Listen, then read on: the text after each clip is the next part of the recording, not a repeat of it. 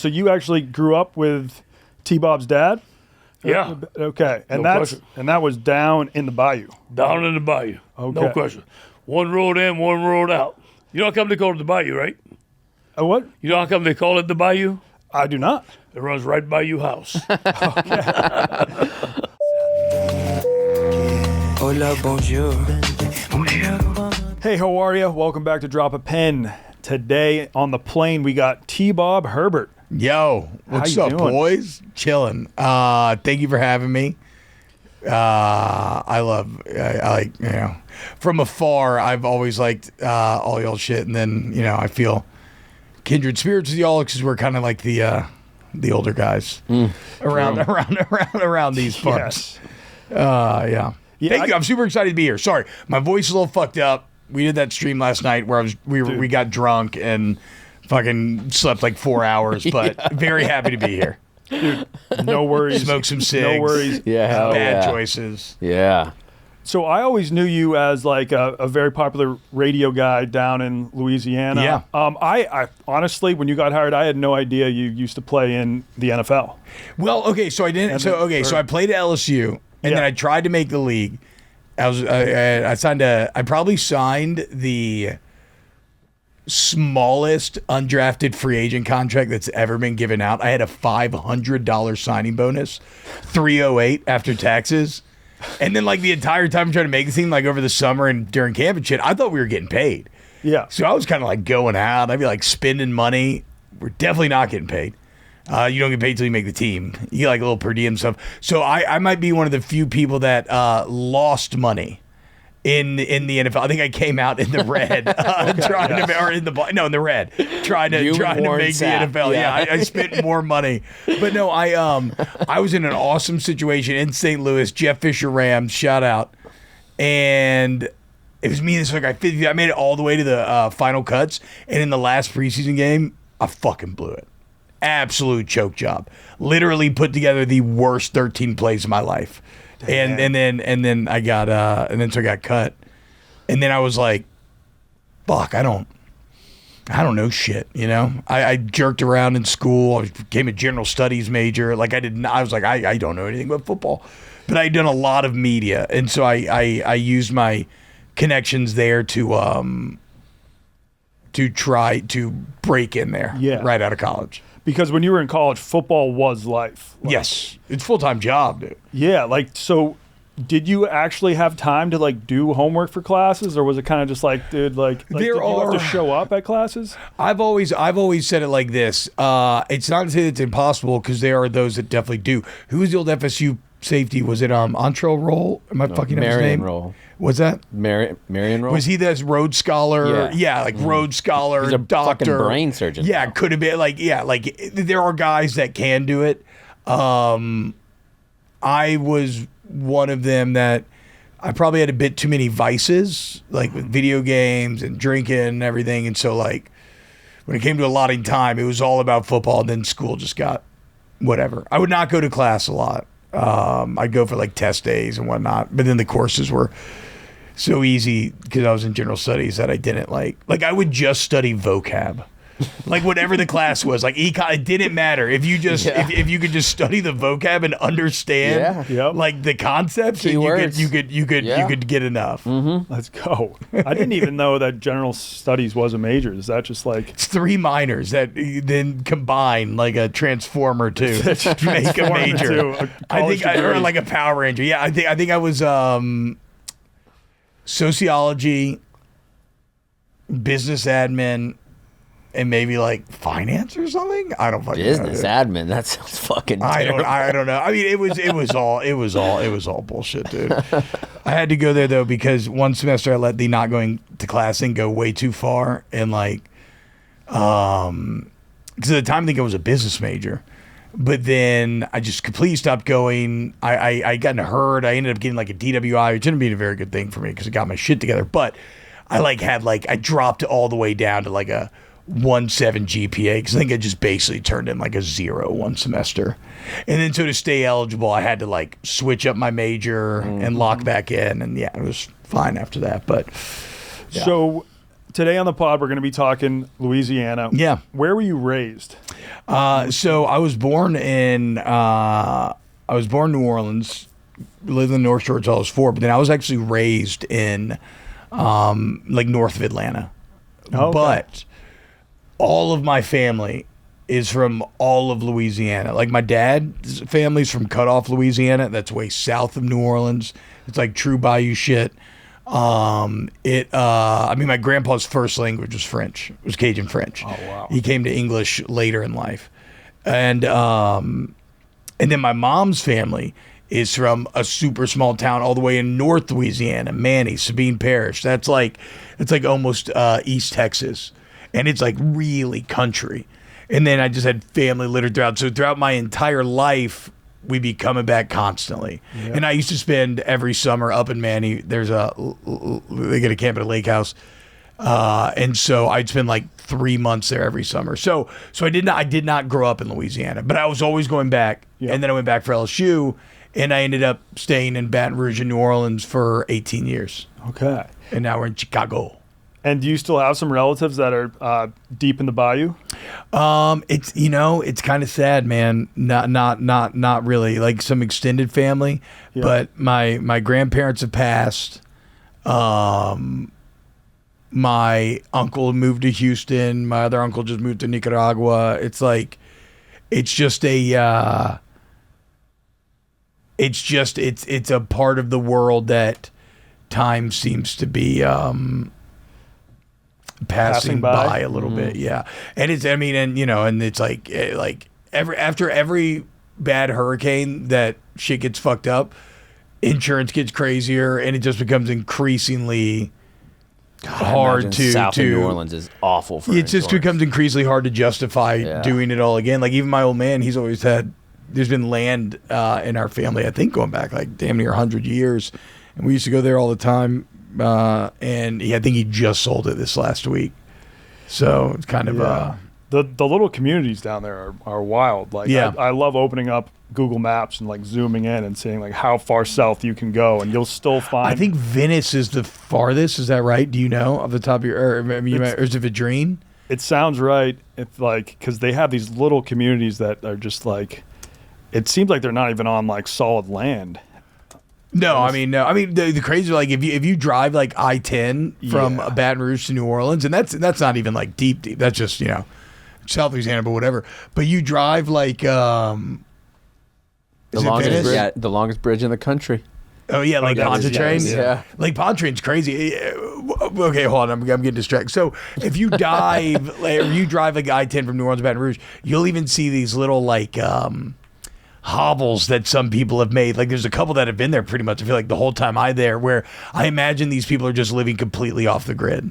Like there's no power, there's no nothing, but they're just kind of living on in the spillway waterways. And then like Pontchartrain's crazy. That connects what they call the North Shore, which are like suburbs that a lot of people commute in from for New Orleans. Very different from the North Shore in Hawaii. Yes. The North Shore is like Stepford Wives like level of like white suburban paradise. Okay. But the funniest thing is, and it was a nerdy dungeon master pointed this out.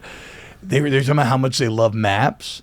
And they were like, if you looked at a map of New Orleans, you like, if somebody gave you that as like a map for a fantasy campaign, they'd be like, no, this makes no sense. Like nobody would choose to do this. Like you look at where they built Lake Pontchartrain, or where they built the bridge, it's literally at the widest point of the lake. Like you should build a bridge to where it's the least distance between the two lands, but no, they went and crossed the look up like maybe like well, you're not gonna know how to spell Pontchartrain. There's no that's not the Pontchartrain, Ponchartrain.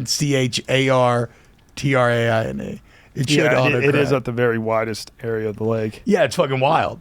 And then the West Bank is actually like east of the city. But it's called the West Bank. I don't know. Yeah, look at that. Right through the fucking middle. Through the fucking middle, dude. Yeah.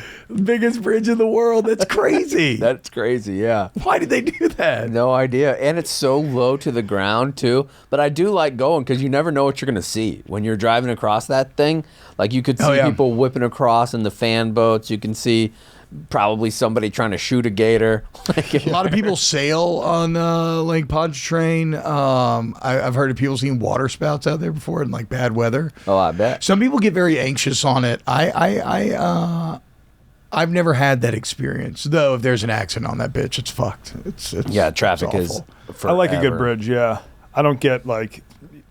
Some people just can't do bridges in general. That one, and this is one's almost on the like an water. hour straight. This is like you'll be driving like 30, 40, 45 minutes without traffic. Yeah. just on this bridge. Yep. Yeah, I guess I could see why that would give some people anxiety. Yeah. But how about swimming in that lake? I assume not. No, I think it used to be a bigger thing. Like there used to be a Pontchartrain Beach back in the 60s. And I kind of hesitate because I don't know the full history. I think there were some racial issues and other things, but and there's always Louisiana? talk. Yeah, I know, right? That'd be Exactly. surprising. There's always talk of like bringing it back, but they have for some reason. But like it's like the same way Chicago's has these awesome beaches. They used to have that for Pontchartrain. The only thing about Pontchartrain though, it's brackish water, and not that this is like.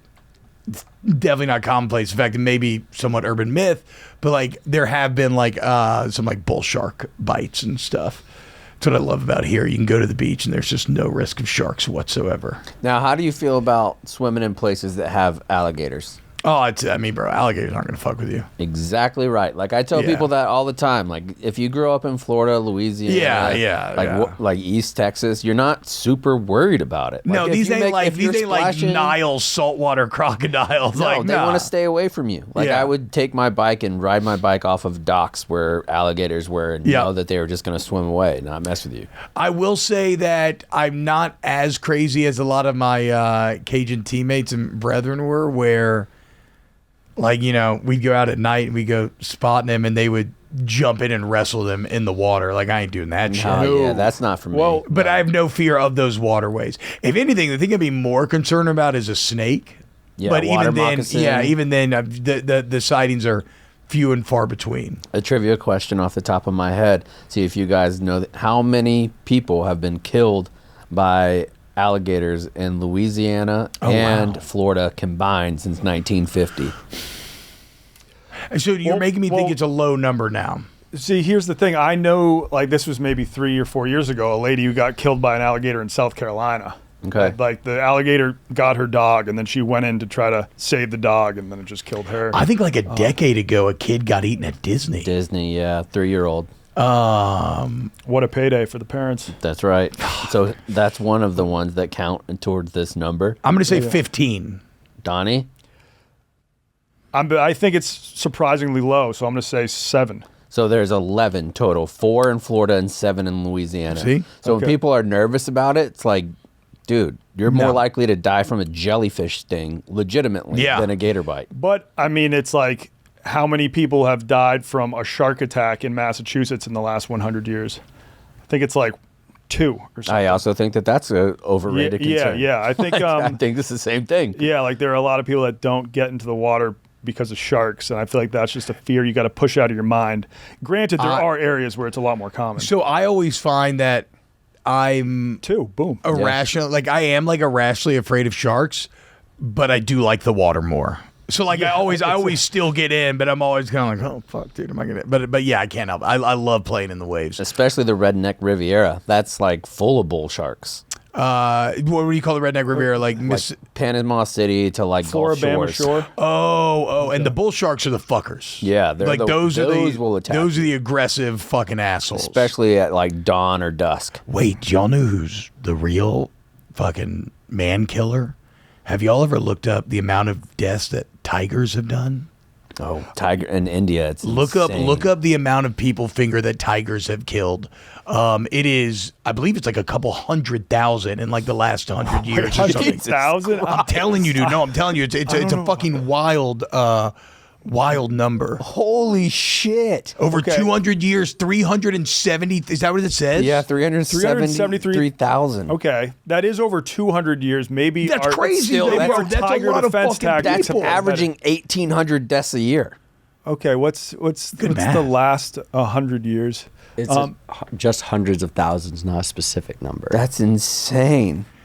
But Yeah. I bet most of them come in India. Gotta be. It's too Like many I've seen, people. like northern India. I've seen so many videos of tigers just roaming the streets and people running for their lives because tigers are coming. The video of those two guys that it's probably from years ago, but I saw it like probably this last year. But they're just riding their motorcycle to work or something, and out of nowhere, a fucking massive Bengal tiger just leaps out of the bush and just like starts trying to run him down. I'm like, what the? And what are you doing? terrifying. Because they can run probably 35, 40 miles an hour. Oh no! If a tiger wants you, like You're dead, unless though. you're in a vehicle where you can get away. Yeah, I feel Yeah. like you're just you don't stand a chance. Like if you locked me in this room with like a really aggressive house cat, like I don't like my chances.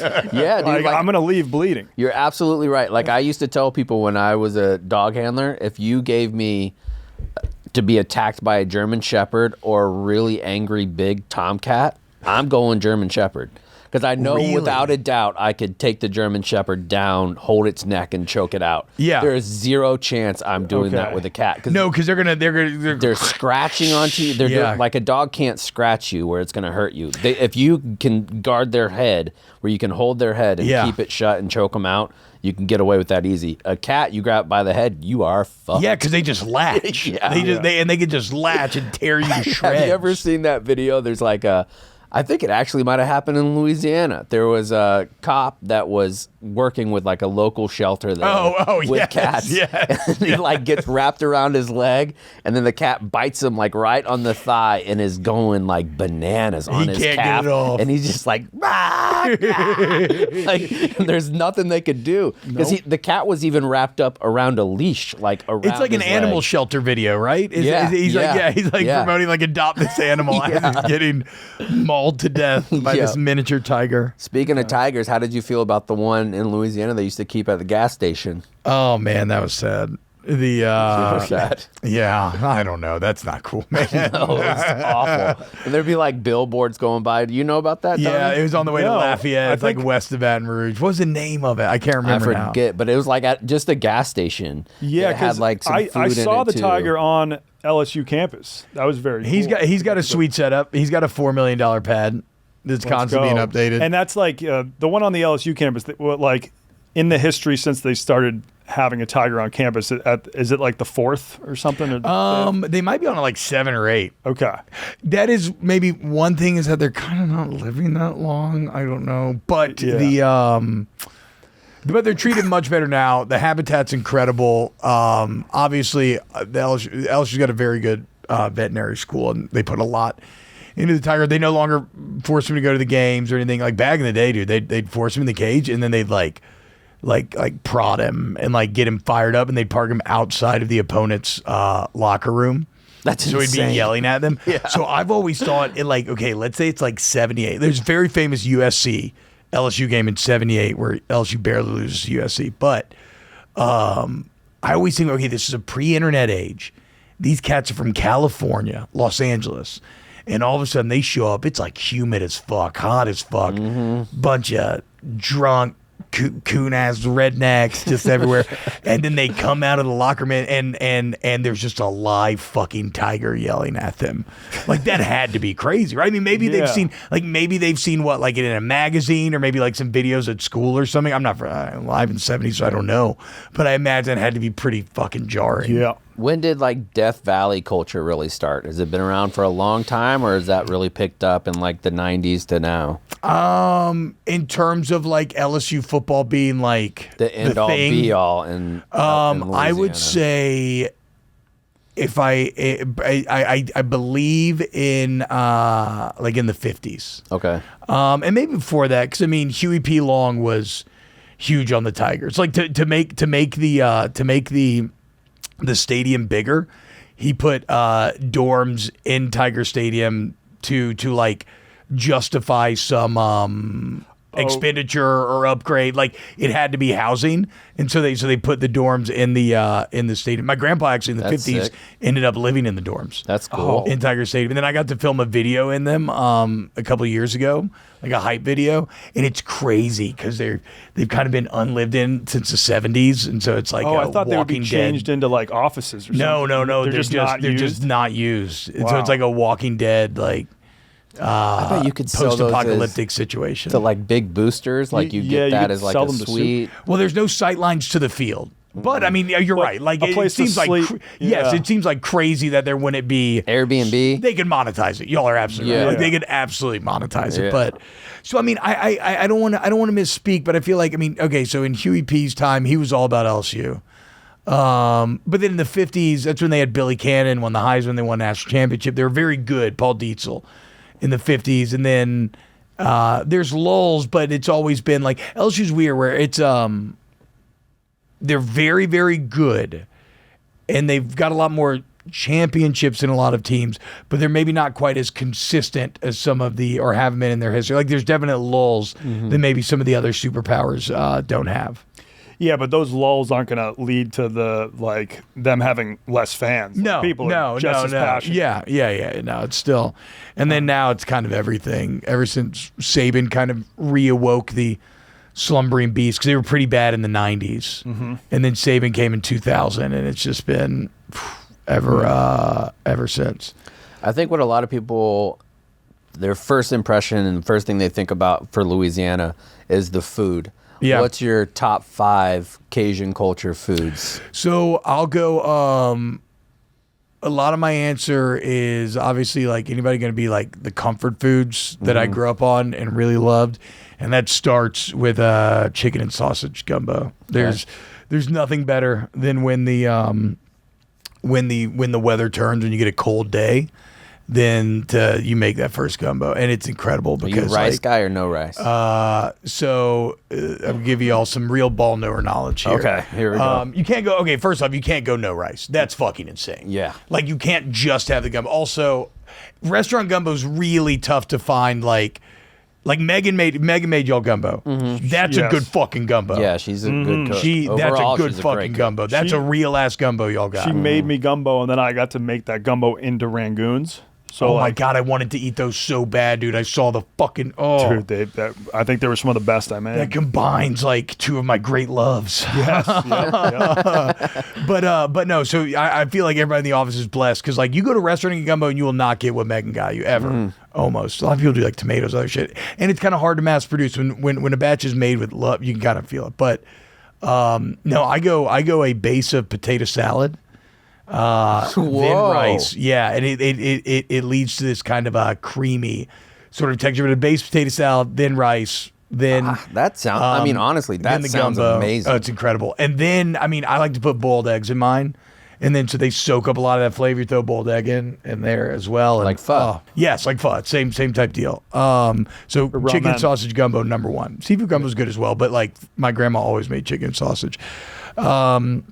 She also used to make chicken fricassee, which unfortunately no one in the family knows how to make as good as she used to. I need to get that recipe and try it, but I don't know exactly what chicken fricassee. It was almost like a chicken pot roast of sorts. Like if you'd serve it with, it created a gravy and you'd serve it over rice, potatoes, real soft carrots, all that fucking delicious. Crawfish etouffee, Yeah. fucking unbelievable. Yeah. So simple to make, just butter, basically. Jambalaya is incredible. I personally like pastalaya a bit more. I find that the noodles really lend itself. Also, again, same way with gumbo, a tomato-based jambalaya, fine, whatever, but not what I'm looking for. And then 5th on the list, just a great fucking French bread po' boy. Okay. Are you getting fried seafood in that? Or Yeah, I'll go all over the place. Okay. My grandpa used to love a roast beef, so he put that in me. But I love a fried shrimp. Fried shrimp's kind of my classic, but I love a hot sausage. That's an underrated one. I like blackened catfish. That's a fucking great one as well. doesn't fried like oyster po' seafood. boy. Yeah, Fried oyster po' I'm boy. not a fried seafood guy. That's fucking crazy. Yeah, I don't like that- it because I feel like that's it, insane. Whenever you're eating fried, like even fried shrimp, the main flavor note that you're getting is the batter. Like that's the main flavor note. Whereas if I'm gonna have fresh shrimp, which is like the star in Louisiana, I want to taste the shrimp. So I either want it to be barbecued, I want it to be blackened, I want it to be grilled. I want to taste that fucking shrimp, not the slap your mama seasoning. Yeah, but you know what though? That batter tastes good. It does. It is good. And they're like if it's a really good shrimp and a really good batter, they'll kind of complement each other. No, but you raise a It good doesn't point, get right? completely Because everybody has their kind of all seasoning that they love in Louisiana. Like Tony Satchery's is it for most people. I love Tony's. I love Cyber Mama. I love it all. I actually have this kind champagnes that's got a little more garlic in it that I really love. But I too have questioned, like, at what point am I using things just as a vehicle for this seasoning versus am I actually getting the combination? Now I maintain I think I do get the combination, but I fucking dude, I love. I think love the hot sauce snub and on your seasoning. list so far is, and maybe my personal favorite, Cajun food. And do you know that I used to live with Cajuns when I was in high school? I moved out of my family's house and lived with a group of Cajun family that was from Mamu. What? And Bro, yeah, they have the real ass Mardi Gras. yeah, I in Mamu. went. It's fucking. Oh, you sick. went? Yeah, I went with them. Oh, I've always wanted to go. when you say the real ass Mardi Gras, like how is it different than They the big one? all these crazy old traditions. Like if you see people dressed up in the wild fucking outfits that look like they're out of like a horror movie, and they do what do they do? They like ride around on horses and they chase a chicken at some point. I can't remember everything. When you think of wild ass Cajun people, it's Mamu, Louisiana. And these Cajun folks, they moved from Mamu. And you know how like super like backwoods kind of Cajun folks, they all say like if it's bad, they'll do it twice, like, oh, it's hot here. Yeah. You know,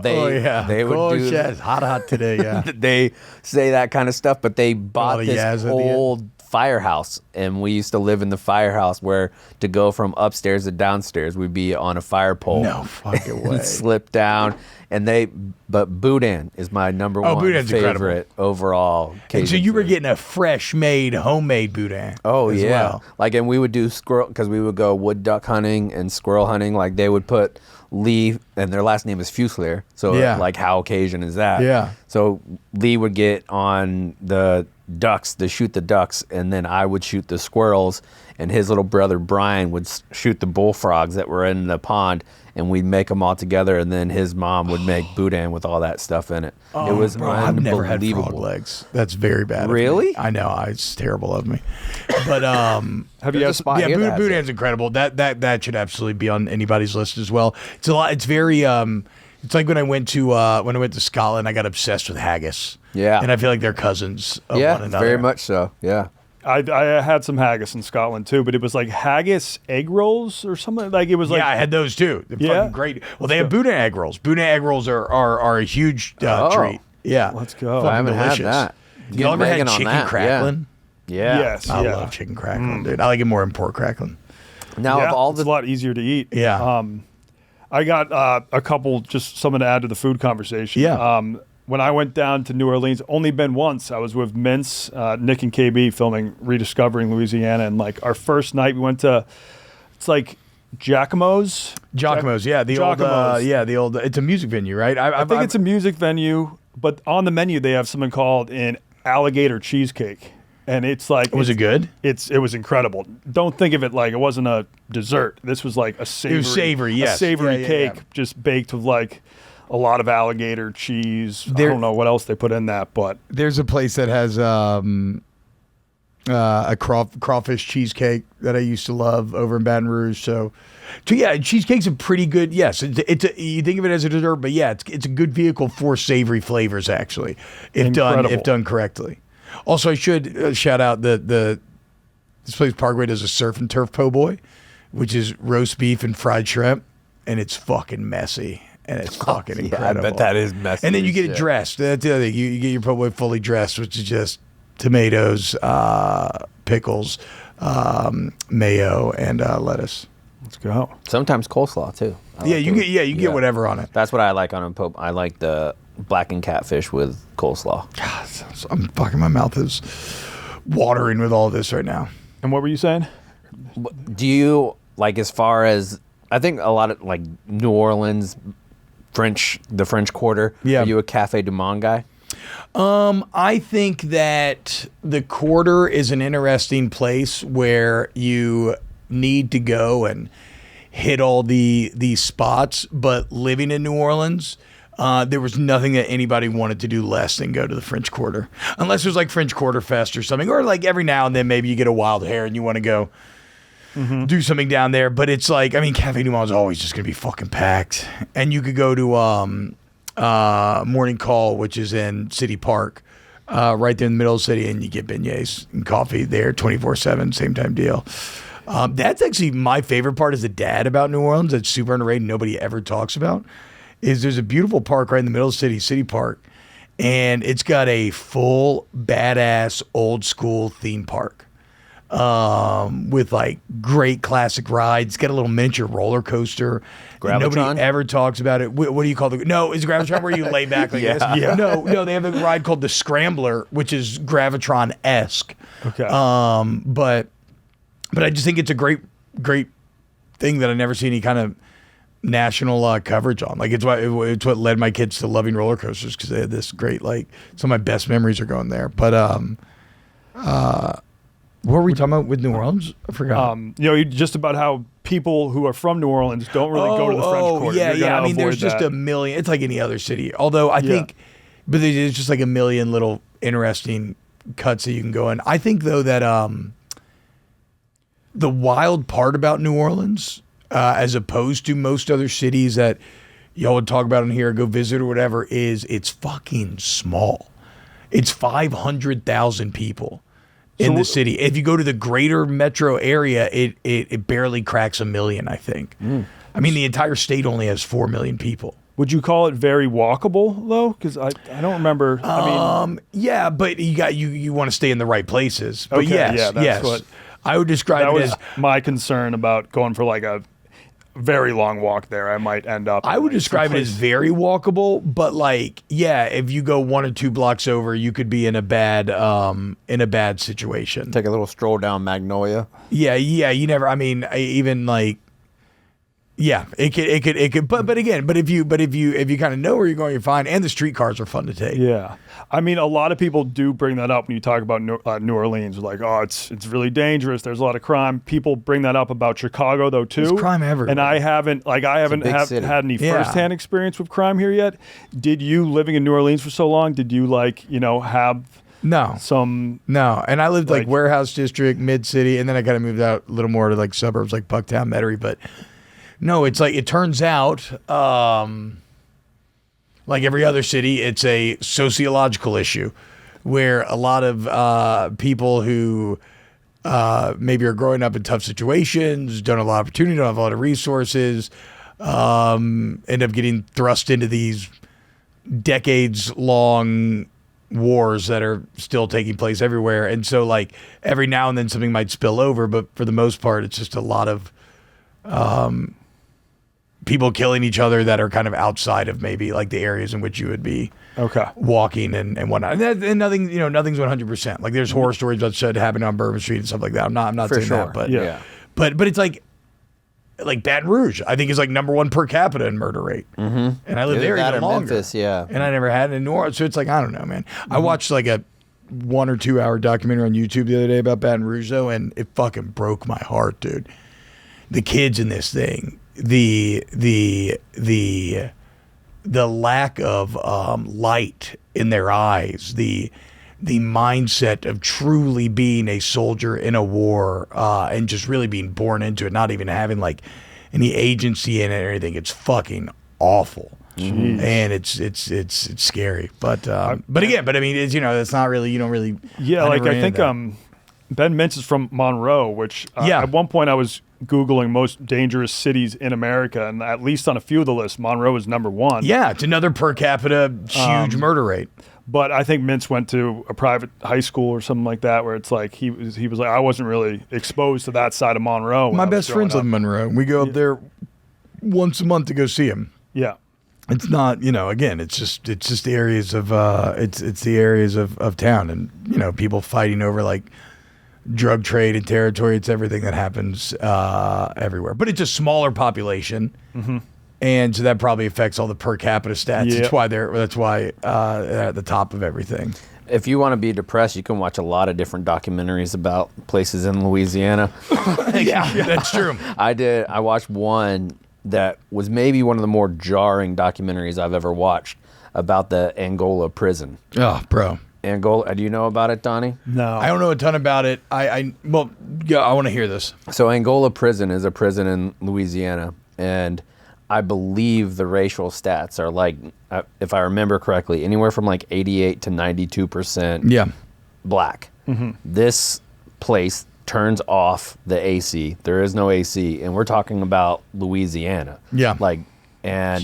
They not only do that, but they bring out the prisoners, and they will make them work in literal cotton fields for 2 cents an hour. It's like slavery. It's like straight slavery. It's like if you look into it, it is absolutely 100% modern slavery. Yeah, And it's probably a private prison too, right? Yeah, Like- privately run absolutely. prison. You have the guards are on horseback with guns, and it's like looking Yeah. like a back time in time, capsule. but it's not looking back in time because it's currently happening. And they do the I don't know much about it. Did it talk about the rodeo? Yeah, they did talk What about exactly the is the rodeo? rodeo. Because everybody always talks about the rodeo, but I've never been. I don't remember a lot of, but I remember being horrified at that part too. Like, do you watch? I think it's like an hour and a half long. If you, after you're done watching this show, of course, throw on documentary of Angola prison, and it is terrible. Like, It's a weird thing because like I want to learn about this rodeo. I'm just Louisiana is a deeply, deeply flawed place. We rank dead last in like health, education. child mortality. Child I thought mortality. that was Mississippi, but I think Mississippi's moving up the ranks. Me and Mississippi, Louisiana and Mississippi are always Okay, yeah. bouncing back and forth. Yeah, They're both vying Mississippi to. 38 now in education. What? Yeah, Yeah. they moved up. What the fuck are they doing? They're leaving they're- Louisiana in the Are you dust. shitting me? They're not even in the bottom. Wait, Like, they're at 38 now? they're not even in the bottom 10 in obesity either. What? Yeah, number one worst education. Guess. Anybody know? It's not Louisiana? It's not Louisiana. New Mexico? New Mexico they're actually tied, so good. But the number one overall worst for 2 years in a row is South Carolina. Oklahoma. All right. Oh, wow. Oklahoma is fucked. Like, their government right now is horrific. But yeah, so it's like, it's a place where, there's a huge brain drain going on. Not a lot of people to begin with, lack of opportunity in a lot of ways. I think the leaders are pretty shit. Do you think it's fuck, man, the some culture, of that? the people. Yeah. Yeah. The And that's people what are really incredible. I think it's kind of like, this might be a really bad analogy, but Iran, where like the government sucks, the things that they're providing for their people kind of sucks, but the people there, the Persians that live there, are awesome. Like, super friendly, great food, great culture, kind to each other. Sounds like an apt comparison. An apt comparison, but the like Louisiana government isn't like, they don't have strict rules about what you can and can't do. Like, they're not making people Disagree. like wear cover up and stuff. They yeah, I mean, yes, little it's more not freedom. like Sharia. I don't know if around Sharia law. Sharia so law, yeah, I I think- don't Yeah, know, there's but aspects of it but for yeah, sure. there's definitely not that. But I mean, it's just a government that like everybody, and it's funny because a lot of this was set by the Kingfish back in the day, Huey P. Long. Fascinating character. Was he like a former mayor? Bro, this dude was a like travel. He was a governor, Okay. but he's the man that FDR once called him, I think, the second most dangerous man in America, or maybe okay, the yeah. most dangerous man in America. He used to say, "Every man a king," right? That was his deal. Yeah. So he's a fascinating character though, in that he not only did he amass a ton of power for the governor's office, which has led to a lot of problems because they have it's kind of like how the executive branch for the U.S. has been slowly but surely getting more and more and more powers, but it makes you like a king, whatever.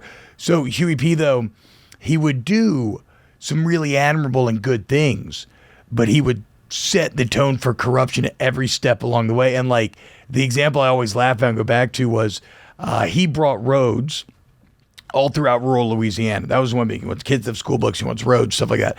So all the way down to Venice. Yeah, brought exactly. So he brought roads to all the rural parts of Louisiana. But he sold the stone. He owned the company that sold the stone to make the roads.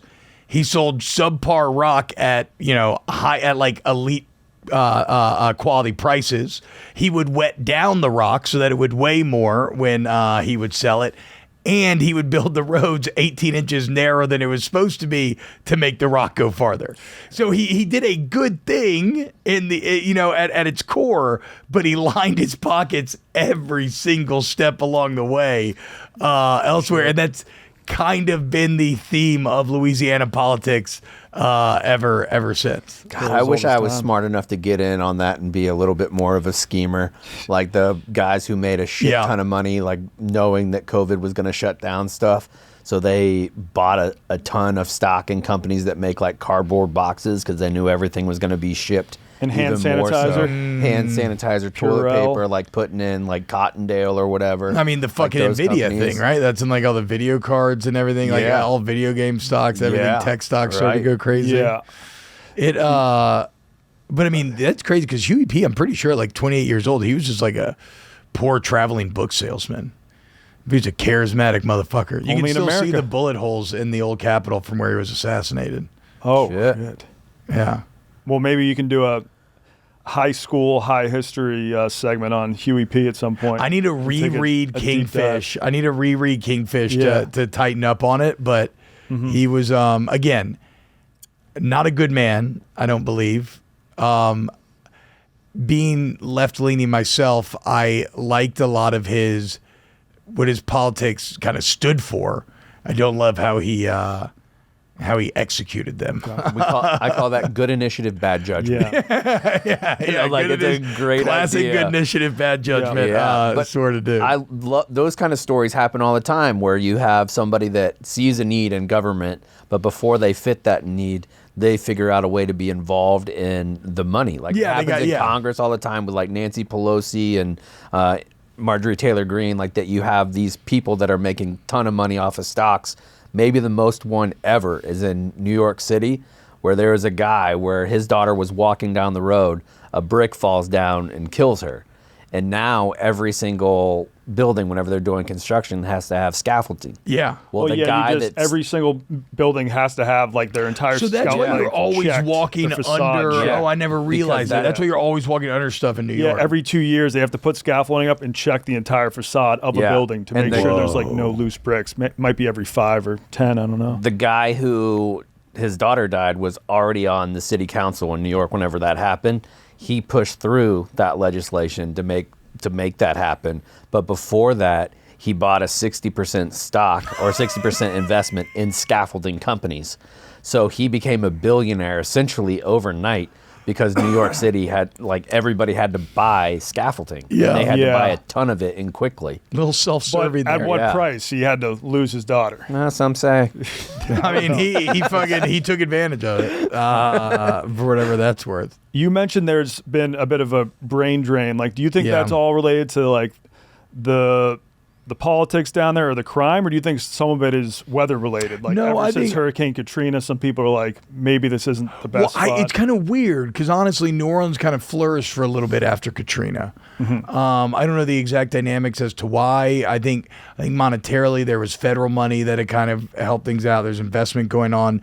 I always point to brain drain as more just being a lack of economic opportunity. There's no, and this is something that I gotta remember exactly how. But like, due to its natural resources, Louisiana should be like Saudi Arabia. Like they should be rich as fuck. Yeah.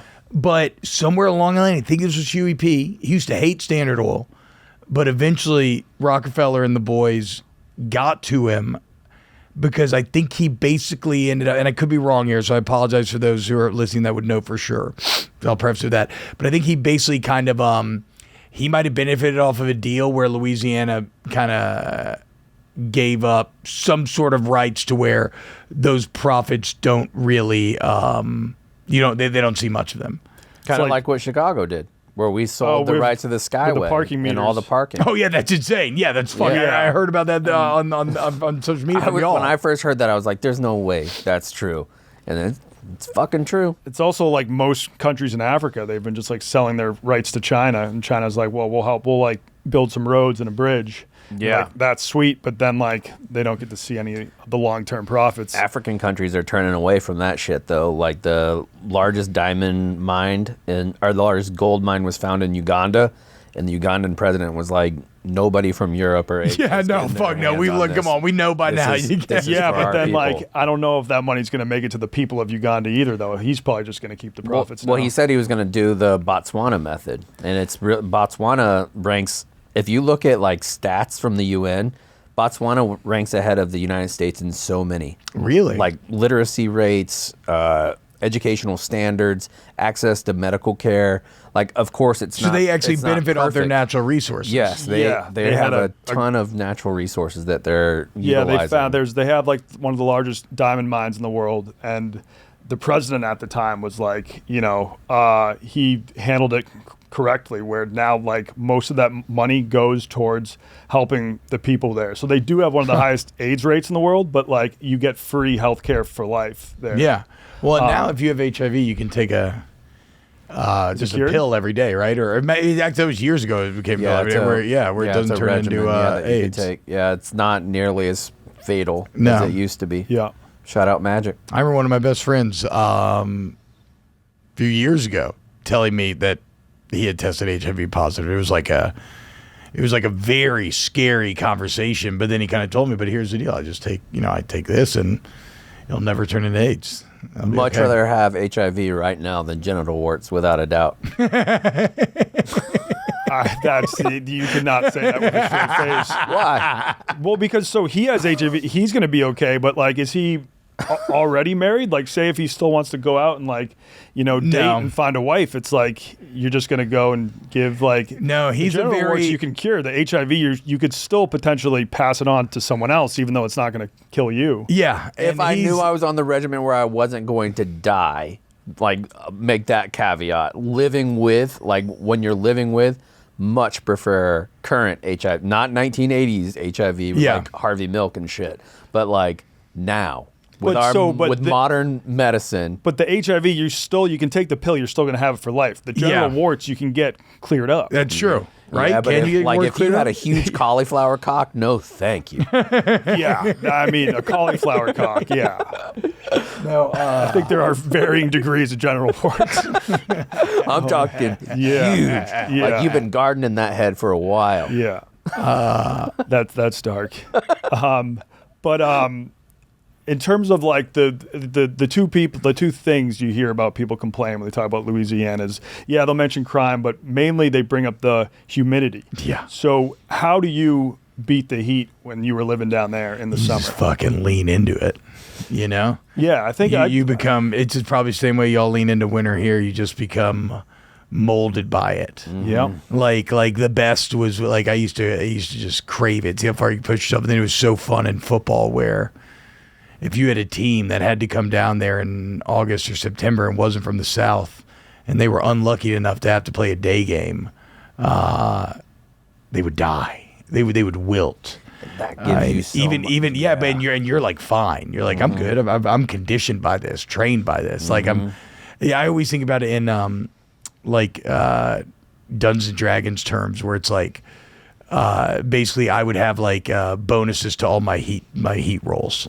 like I but then again, if you put me in like a cold climate, I'd be getting negatives to all my rolls and And everything. then the rabbit's So- got the gun. Yeah. yeah. So that's why like this summer, exactly. I've had the gun this summer in Chicago. I'm like, this is the best fucking summer I've ever had in my life. We can actually go outside during the day. Yeah. Like Louisiana during the summer, again, you lean into it, but like my kids don't want to go outside. You got to wait till like the sun starts to go down. Yeah, dude. Like I was walking my dogs the other day, and one of my neighbors, when it was like 90 something degrees, my neighbor was like, "Do you feel like you're back in Texas?" I'm like, "We Nah, are bitch." actively outside walking our dogs." Yeah, exactly. My 13-year-old dog's not going outside in San Antonio heat and the Fuck middle no, of the day. dude. Fuck no. We almost had a couple kids on the team die back in the day. from And that was before from Brian heat stroke. Kelly. That's dark, but very good. Yeah, like one of my best friends, Matt Branch, who ended up, he's got a crazy fucking story. He only has one leg now because of a hunting accident where his dog accidentally set off his shotgun. But he's doing great. He's kicking ass. He's an unbelievable guy. But he almost died from heat stroke. We were running sprints one time, full pads during camp, super hot day. And all of a sudden, this motherfucker starts talking about how I'm freezing. He's like, talking about how cold he is. And we were like, hey, trainer, like over here now, guys. Because it wasn't cold. It definitely was not cold. Mm-hmm. And they ended up like dumping him in an ice bath. He's like hallucinating and shit. I do feel like the humidity, though, you were spot on. You just have to fully embrace it. Like, the humidity is Can't the fight the worst. sweat. If you, like, have to wear a suit to work and it's super humid, you're going to be miserable. But if you're just, like, you go outside, you're like, all right, I'm going to be drenched in sweat in a couple minutes, and I'm going to be wet for the rest of the day, but that's just how it is. It's a lot more easier Is India to handle. humid? Is what? Is India humid? Yes, but the only time I went there, I was there during their winter. Okay. So, which was great, because if I was dealing with all of that chaos and at the same time it was like 100 degrees, I'd be losing my mind. But Well, You'll get to I'm- that part of Shantaram. I was about to say, Chaps has me on Shantaram, and I'm in like a very India mood right now, and I just constantly think about you and Yeah, dude. Yeah. the Slum Golf video, and Yeah. He's and reading the everything same else. book that I told But- you about when we were doing the India podcast. That the reason why I like it so much. yeah, which you said is one of your favorite books. Yeah, I You gotta think read it's that. fucking number, unreal number good, 2 dude. overall. Yeah. It's unreal No, I good. think India is probably the most humid place in the world. Like, every summer. And to have all those people. Yeah, and like, God. and like a lot of those people, there's a lot of homeless, so they don't have any sort of relief from the humidity. So they have heat waves every summer where like maybe 100 people die. This year on record, it's the hottest ever in India. I want to pull it up to make sure that I'm getting the numbers right, but I'm pretty sure they had consistent for over a month of 110 degrees or hotter in India. Yeah, where I mean, the Middle East gets insanely hot too. It's definitely not kind of more of a dry heat, but so the most humid places in the world, though, this list actually says the Amazon rainforest, which makes a lot of sense, and then number 2, Bangladesh, which is right next to India and just as crowded as India. It might even be more crowded. Probably a lot of tiger attacks in Singapore is Bangladesh. insanely humid, and that's like a big finance center. So all those people there, They're all in suits. Just they're dying. still suits and ties, but it's such a modern city. They have like that I'm indoor sure- walkways all they- over the place. yeah, and all Stay that. in the AC at all Yeah. times. You never had a job when you lived in Louisiana where they were like, "Oh, you have to wear a suit." And stuff. No, but I always felt so bad for Yeah. anybody who did, because I mean, you fucking nailed it. That was always the fear, was having a job where you had to wear a suit and tie. I feel like because this- like, how are you supposed to be confident going to a business meeting when you're just like, your shirt's yellow because you Yeah. just sweat through it. Do you think the whole suit and tie thing is sort of outdated, and we're kind of we're moving past that as a society? I think there's only a couple cities that you still do it in. I think you still do it in New York, like on Wall Street, they still do it. I was going to say finance in general, Like finance business is probably feels the like only they love real it. job. Yeah, that you might do that, and it's so dumb to do it. Yeah. Do you think cares? like? Yeah, president should wear a suit as and long that's as you it. show up to like an important meeting and you don't look like a complete slob, like Yeah. I'm still gonna feel like I can trust you and we can like do business together. Like, because don't- right now with our heat wave that we're going like 90 degrees, it's not like insanely hot in Chicago. How in the world is it more professional for me to walk to work and be sweating through my suit Yeah, than yeah. me wearing a polo and like my shirt tucked in? Yeah. Like, yeah. you think me not looking like a hot pig is more acceptable in a business environment? Mm-hmm. I just looked it up too. That heat wave that they went a month straight, where the afternoon temperature was averaged 120 or above. That's unfathomable to me. In the slums, and that smell that you smell, Donnie. Yeah. It's kind of like, it's one thing dealing with that heat if you're in like an open, like, field, you're on your farm somewhere, but if you're packed in like sardines into a slum where there's No air. no AC, probably hard to get like, What are the crime rates cold like? 'Cause I water? feel like crime is always super tied in with being packed on top of each other in like heat. I don't think the crime in India is that bad. Well, that's actually kind of what the book gets into, to be honest, is that it's actually not, which is a credit to the Indian people and I guess their kind of general disposition. Yeah. I mean, I'm sure it's got a higher crime rate than China. I was surprised at how little crime there was in China. Is that like a side effect of a more totalitarian government, maybe? Maybe. And like I know in Japan, it's also like in Japan, there's almost like no crime, and it kind of comes down to like saving face. Like no one wants to just like bring shame to their entire family by committing a crime. I don't. Yeah, I mean, we could do a deep dive on that. But so the crime rates, I just looked it up for as a comparison, not China to India, but the United States versus India.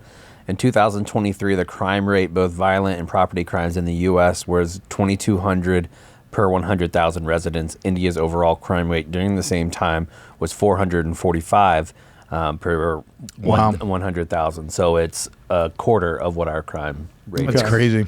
Yeah.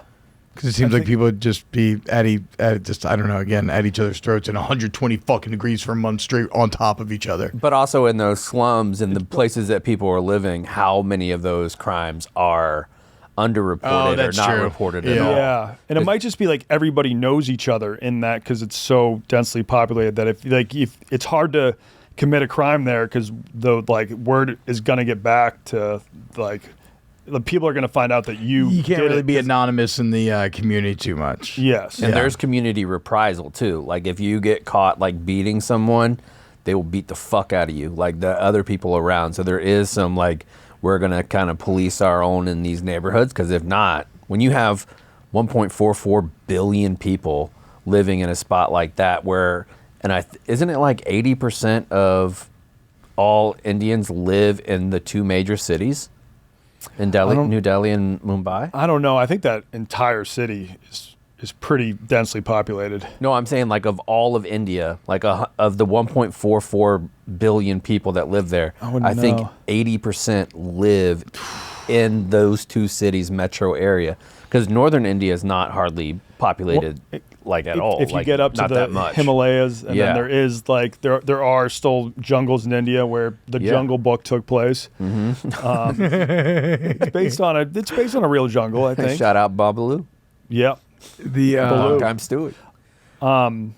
Have you done a lot of travel abroad though? You mentioned you went to Scotland. So we. For my honeymoon, we went to New Zealand on a Lord of the Rings tour, which I think that was our first time like going abroad, and so we were like, okay, English-speaking country, and like a tour is kind of a nice but it ended up being it was awesome. I still loved it, but it did end up being like way too much tour, right? Like up every morning to get on a bus, and we got to see the whole country, which was really nice and a lot of cool spots, but like. Probably my favorite trip ever was like 2 years later. We went to Greece for like 15 days, and it's everybody's always chasing their favorite trip ever. That's like without a doubt it. I love the language. I love the people. My favorite memory ever is we got an Airbnb in a little fishing village in Fyropatmos on Milos. And so I assume Milos is one of the islands. Yeah, it's just one of the islands, smaller island, and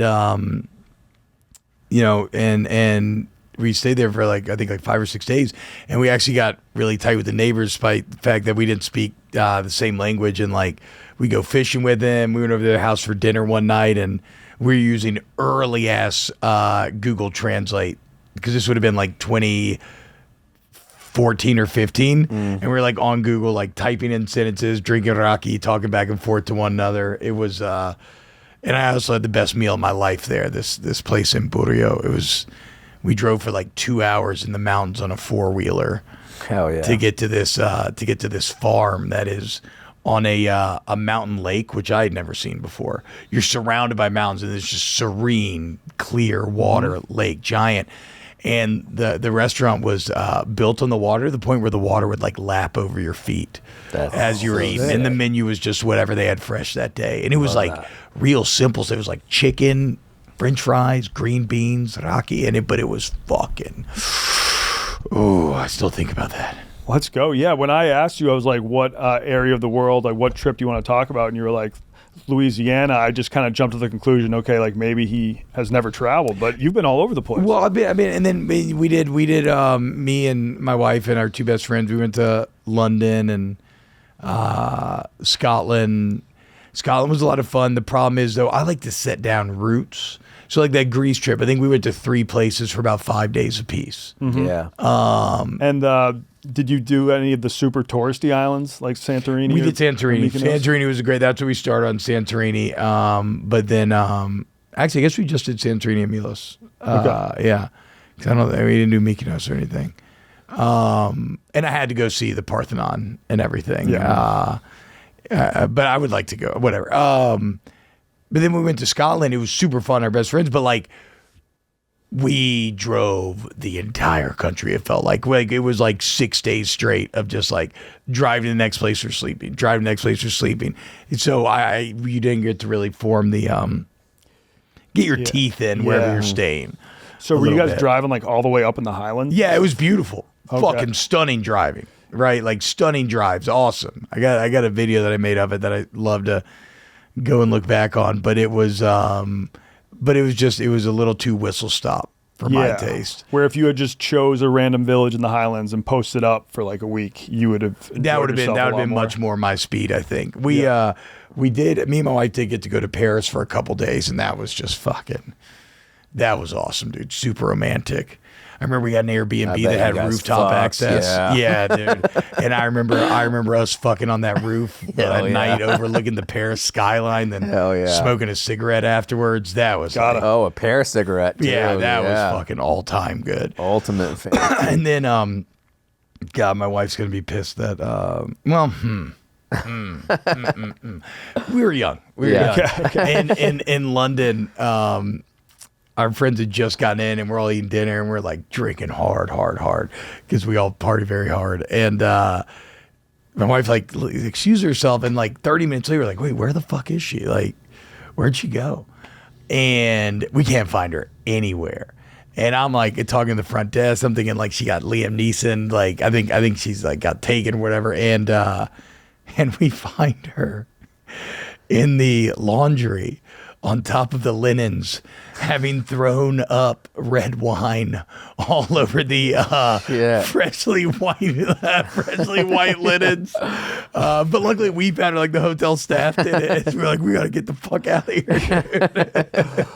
Of all places to puke, she chose the laundry room. Dude, The white linen, yeah. And it was red wine. Unbelievable. When you were in Scotland, did you get to go to any of the distilleries or anything? Yeah, we went to Dalwhinnie.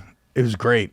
Drank a bunch of fucking tasty ass scotch. My dad's a massive single malt fan, so everybody wants to be like their dad for the most part. And so I remember training myself when I started drinking to enjoying single malt. Even though this is not single malt, I never forget the first night we drank scotch. Me and my roommate, probably 22 at the time. We're like, all right, we're men now. It's time to do this. So we got like a bottle of Dewar's White Label. And I remember thinking that like, oh, this is going to taste so fucking good. And the first taste was like, but then like, third glass, you're like, oh, okay. Yeah. Okay. Yeah.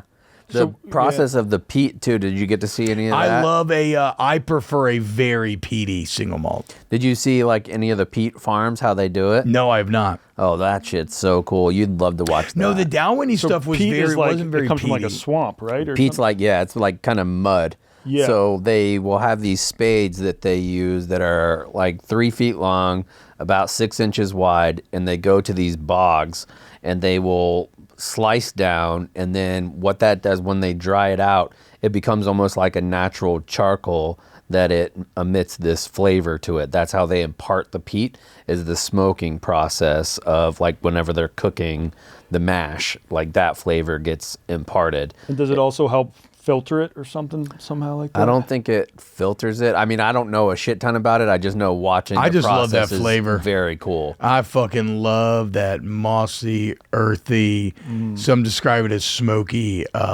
flavor. But I also love mezcal for that reason. Me too. I'm obsessed with mezcal. Have you ever had a mezcal old fashioned? Where they make? I don't believe I have. They make like old fashioned, but just with mezcal. Yeah, I mean that's great. It's unbelievable. So I do this for the last few years. probably the thing that people are most upset about and most going to miss from me in Louisiana was we did this LSU post-game show called Whiskey and Wine where we were at this cigar bar and we get very fucked up and then we go live on YouTube like the second the game ended. So like no post-game ads, no FCC, you could do whatever, right? And it got crazy ridiculous. But my system there was to really dial it in because I had like early on I had some shows where I was like kind of like blackout almost and that was bad. But then you got to be drunk. So I got to, it is about. So my system was 1 cigarette and 1 double mezcal per quarter. There you go. And then maybe a little bit around the edges. Maybe a halftime shot, maybe an extra double snuck in somewhere. And obviously a double once the show begins.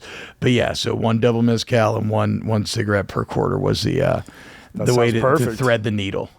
That is a good way to kind of manage your drinking. If you, yeah, it's because I had like one show where like LSU got there asking by Kentucky, and I think I was just smoking like fucking cigarillos and like inhaling them, and like I think I took down like probably an entire 5th of mezcal, and then like the next day I'm looking back at clips, I'm like, oh fuck, I don't remember any of this. Dude, is bad. that's I had a real come to Jesus moment with myself there. I had one of those my first time ever meeting anybody at Barstool. Like, so I flew up in the morning, and when I got there, I had been doing these reviews, these fancy boy reviews where I would review different cocktails.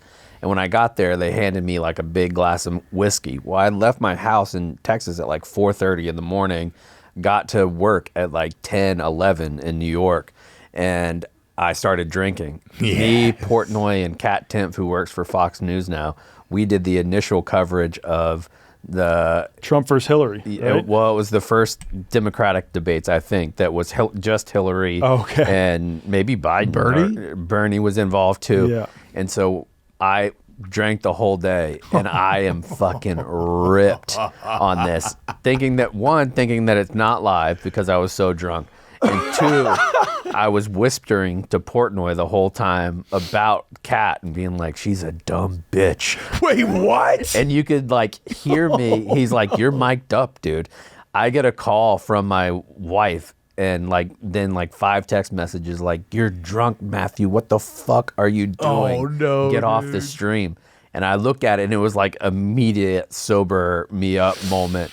Color drains from your face. Yeah. Like, And then he slept in the office that night. yeah, I passed out in the radio room with like piss on my leg.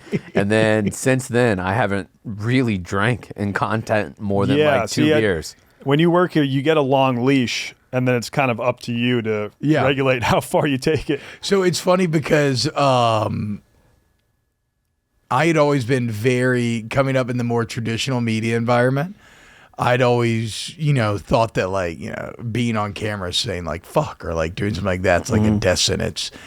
And then I was at kind of a low point in my career when we started this post-game show.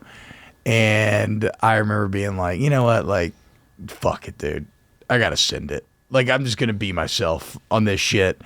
And I feel like Bane, where he's like, nobody cared who I was till I put on the mask. Like, nobody cared about anything I did until I started making dick jokes. Yeah, hell yeah. That was when literally that's when opportunities started to come, and like I started getting job offers that I never got before. Let's go. Yeah, and I think the media landscape is shifting in that direction too, just letting people be themselves. I did though. So my mom is very she grew up, she's not this way necessarily, but she grew up in a Pentecostal household, right? So, does not curse, doesn't really drink, all that stuff. And we were driving, I got stuck in Houston. We were going to the lake house earlier this summer, and we drove together from Houston. She lives in Cali now, but she wanted to have a talk with me, and she uttered the phrase like, suck my fucking cock. And like, I think something like, fuck you, pussy. And I had to try to like, to tell me that I shouldn't be saying these things, and hearing those words coming out of her mouth, I was like, oof, okay, yeah, maybe. Yeah, I was like, I try to keep that off. Because you tell me not to do it on Instagram because like my grandparents stuff. I was like, I don't know. I thought I tried to keep that off of there, but it's funny how like moms, no matter how old you are, still like, you need to rein it in. Yeah. No, I've mentioned fingering a couple times in my videos and on a podcast, and that will always warrant a text from my mom being like, please never do that again. Yeah, and it's like, it's like, oh man, just hearing her say those words. She never curses. So hearing her say those words, I was like, ooh. I mean, that's Southern culture in a big way. Yeah. I mean, my grandma was a pastor's wife for 50 years, and she was coming over to our house after one of my kids was born. And my mom was like, well, Matthew, you know your Nana's coming, so you need to put up all them liquor bottles that you got. All that whiskey needs to go in a cabinet so she don't see it. And I'm like, Mom, I'm fucking 32. And I've been to war. I think I can have a whiskey. Yeah. And she was like, well, you know she ain't going to like it. So that's how my mom's side of the family is, because they're from North Louisiana. Like, everything about Louisiana is like drink, drink, drink. And that a lot of that is true. But it's probably especially South Louisiana. North Louisiana can be a bit more Bible Belt. All right. My grandma, she's a wonderful woman, but fuck, she hates alcohol. Yeah. Even my mom, like, God, just chill out a little bit. Yeah. Yep.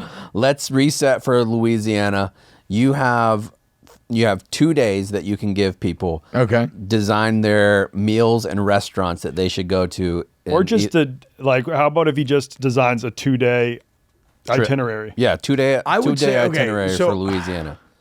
How about a long weekend itinerary for Louisiana? Yeah, no, I mean, obviously, look, you're going to want to go to New Orleans. The problem is I haven't lived in New Orleans since 2018, I think. And like the amount of turnover on like restaurants and everything else, like I feel almost a bit like out of the scene. So I'll just give you my personal favorites. Okay. And I don't think these are going to, I'm not saying that this is like the best stuff, and people that live there now can tell me I'm wrong or whatever. I mean, if you're going for a weekend, I think you probably want to go to New Orleans. The only reason you'd want to go to Baton Rouge is if you're going for an LSU game. Okay. Well, if you were designing the perfect weekend, would it be like fly in like Oh on yeah, if you wanted to go Friday? hard like that, yeah. I mean, I would say probably New Orleans Friday. Go have yourself a Friday night. If you're looking for a late night spot, Le Bon Temps Roulette is like a great local dive bar that has live music and stays open till like 6 a.m. Play pool, smoke cigs inside. I don't know if you can still do that. You could when I was living there. You can if you're brave enough. Yeah, exactly. Right, yeah. Small place. That's a great place. Again, like I said, Parkway Po' Boys. If you want to get a po' boy, that's excellent. New Orleans. City Park's great with kids, but you're probably not bringing kids there, so I don't think you need to check out City Park. What's my favorite restaurant? I mean, the most classic New Orleans, you got to dress up a little bit. The most classic New Orleans restaurant experience, probably Commander's Palace. Fucking fantastic. Get the turtle soup. Like, that's very chalky. I've never been there, but everybody loves Turkey and the Wolf at Sandwich Shop. They got named like #1 sandwich in America or something a few years ago. Mincy took me there. How was positive. it? I've never been. I think it was incredible. Yeah. Yeah. Every place he brought me to down there was incredible. Yeah, I mean, it's, again, so there's so much stuff. So, okay, so I would say, yeah, Friday night, go to New Orleans. Probably do the French Quarter thing if you want to. One thing you should do, you should probably do it during the day. Lafitte's Blacksmith Shop. It's way down Bourbon. But it is the oldest bar in America. I think it's like 1732 or something. They still have like the original fireplace in there. And they got a piano guy that'll play. You get the Voodoo, which is just a grape slushy with Everclear. Throw down a hurricane. Yeah, they have hurricanes as well, but they're known for the Voodoo, the purple, the grape with Everclear. So, but it's just, that's like a historical ass place. And it's called Lafitte's because like, used to be an old blacksmith that John Lafitte used to hang out at, Old Pirate. But so that's Friday night. Saturday, LSU's probably gonna have a night game because this is the fall, meaning you'll have a little time, but you might want to try to get over to Baton Rouge by like 11, 12 a.m. and you could just walk on campus, tell people you're from out of town, and you will get fed and drink your ass off for 12 hours, whatever. Game starts 7, 8. Have a great time. Afterwards, traffic's going to be an absolute fucking bitch leaving, so don't go anywhere. You might as well just go back tailgating and drinking. Go to Freddy's. Is that the name of the place? Yeah, Fred's. Yeah, you go to Fred's. Fred's. But even that, you're going to have to walk a while from the stadium. But you could walk it. You could definitely walk it. But yeah, shout out Fred's. Now, here's the thing, though. You got to be willing to wake up early on Sunday because the Saints will probably be playing at noon. And you should do a Saints game as well.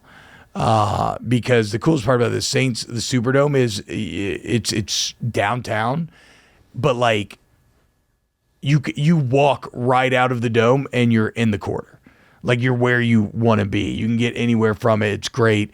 Saints game's awesome. And then, and then you spend the rest of your Sunday kind of getting drunk again in New Orleans. Yeah. There you go. So you're just drinking the entire weekend and watching football, basically. That sounds great. Sounds great. I guess the only way you could make it better if like Jazz Fest was going on too, but that doesn't happen during the football season, right? Jazz Fest is incredible, but I've become spoiled where there was a year where I got like through some just whatever people I knew, I got like a VIP set up where you had a little space, you had a bathroom.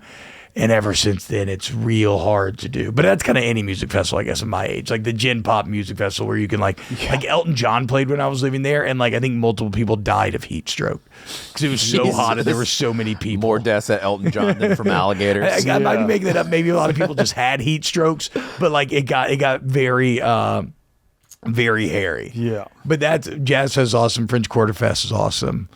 I think you say that the locals don't like the French Quarter, but what's that street close by, like Bourbon Street? Bourbon's in the French Quarter. French Quarter. I don't want to like. Bourbon Street's the most touristy street, but that's in the French Quarter. I meant not Bourbon Street. Poydras Canal, Frenchman Street. Oh, Frenchman. Yeah. Now that's like Marigny Bywater. That's cool ass street. Okay. Frenchman's a cool ass street. Locals are they'll go hang out on Frenchman. I did a ton of great music. Yes. Bourbon is Frenchman. the touristy street. I remember when we went down there, Mintz was like, don't go to Bourbon, hang out at Frenchman's. Mincy's right. And Mincy loves live music, and Frenchman is the spot to find live it. music. What can you tell us about gentlemen's lunches? Like, according to Mintz, they're a big thing down there. Getting hammered at lunch? Yeah, and then I looked it up. It's pretty much just like, he's like, no, like everybody in New Orleans does this. It's just on like a Friday afternoon. A bunch of boys get together, dressed to the nines, and you go out to like a brunch and get hammered. I love it. Yeah. I mean, it doesn't seem like they're like reinventing it's something the that wheel. For me kind of ended up, when I was younger, I was a part of like 2 or 3 different group of men that would do that once a week. Mm-hmm. But it fell off. I don't know why. All the groups kind of fell apart over time. I was also like supposed to be in sales at the time. Like when I first started in radio, I was doing like a show like Monday and Thursday night, and then I was supposed to be selling ads, but I was just like smoking weed and playing basketball. But I think that was a lot of the impetus behind it. It was supposed to be kind of like a salesy type connection. Okay, like a lot of salespeople would do it. They would like exactly. Go get go have a couple stiff drinks and then put it all on the company card. Yeah, that makes sense. Now, one of the last things for me, we have bonded since you've been here over our love for books. Yes, and you used to work with one of my wife's good friends, Rivers. That's my girl, dude. And Louisiana. One of my best friends. Yeah, she's fantastic. But my wife and her went to college together, so they share books about like Harry Potter and stuff. And when you came up, we first started talking. Why don't you give the people some book recommendations that you've read lately? Okay, let me give like kind of my I guess my book bio first. Okay. I've always loved to read. I started. Harry Potter was huge for me growing up. I've read all those books a ton of times. Lord of the Rings, I deeply, deeply love. And so I've always had a real fantasy bent. And so a lot of what I was reading growing up was always almost like fantasy or sci-fi. Then about 2013, I read this book called The Poison King, which was about Mithridates and his battle against the Roman Empire. It was completely random. I was in an airport and I just saw this book. I was like, oh, this sounds kind of like a fantasy book in real life. So I'll read it. And then that started a thing I do now where I generally will read like one bullshit book, then like one like nonfiction, like historical book. And I kind of bounce back and forth. Recommendations, obviously Lord of the Rings for sure. It's Tolkien's writing's unbelievable. Harry Potter as well. Again, I always feel cheesy saying it, but I do love it. I think it's like comfort food for me. But if you're looking as an adult, probably the best fantasy I've ever read is Patrick Rothfuss, The King Killer Chronicles, Name in the Wind and Wise Man's Fear. Just he's an unbelievable writer. Now, unfortunately, it's just like Game of Thrones, which love that series as well. Where I don't know if he's ever going to release Doors of Stone, the third one. Yeah. He's been working on it for a decade, but he's also an incredibly meticulous writer. Like there is no word that is not like got a lot of intent and thought behind it. So I see why that's the case. I've heard that he's like the fantasy version of Infinite Jest. I don't know Infinite Jest. What like explain that to me a little bit. David Foster Wallace, it's like his main book that he wrote. He wrote it over the course of like 15 years. Okay. It's like 1,300 pages, and every single line like makes you think. It's like, how did Very somebody prose. Like do this? what I always think about is I hated that book. so I really like Walter Isaacson's biographies. Fucking love the Einstein biography. I remember going to the dog park back in the day and just like rereading the same passages over and over again, trying to understand these concepts. But yeah, he wrote the Da Vinci biography, which I also loved. But he talked about how Da Vinci carried the Mona Lisa with him his entire life, and would just here and there add like little like brushstrokes, shit. little delicate shit here and there. Yeah. And to me, that is Rothfuss. Every word is just a little tiny little brushstroke that creates this incredible painting. So I love those. Again, George R.R. Martin, he's never going to finish Game of Thrones. The 5 Game of Thrones books, better have loved than lost and never loved at all.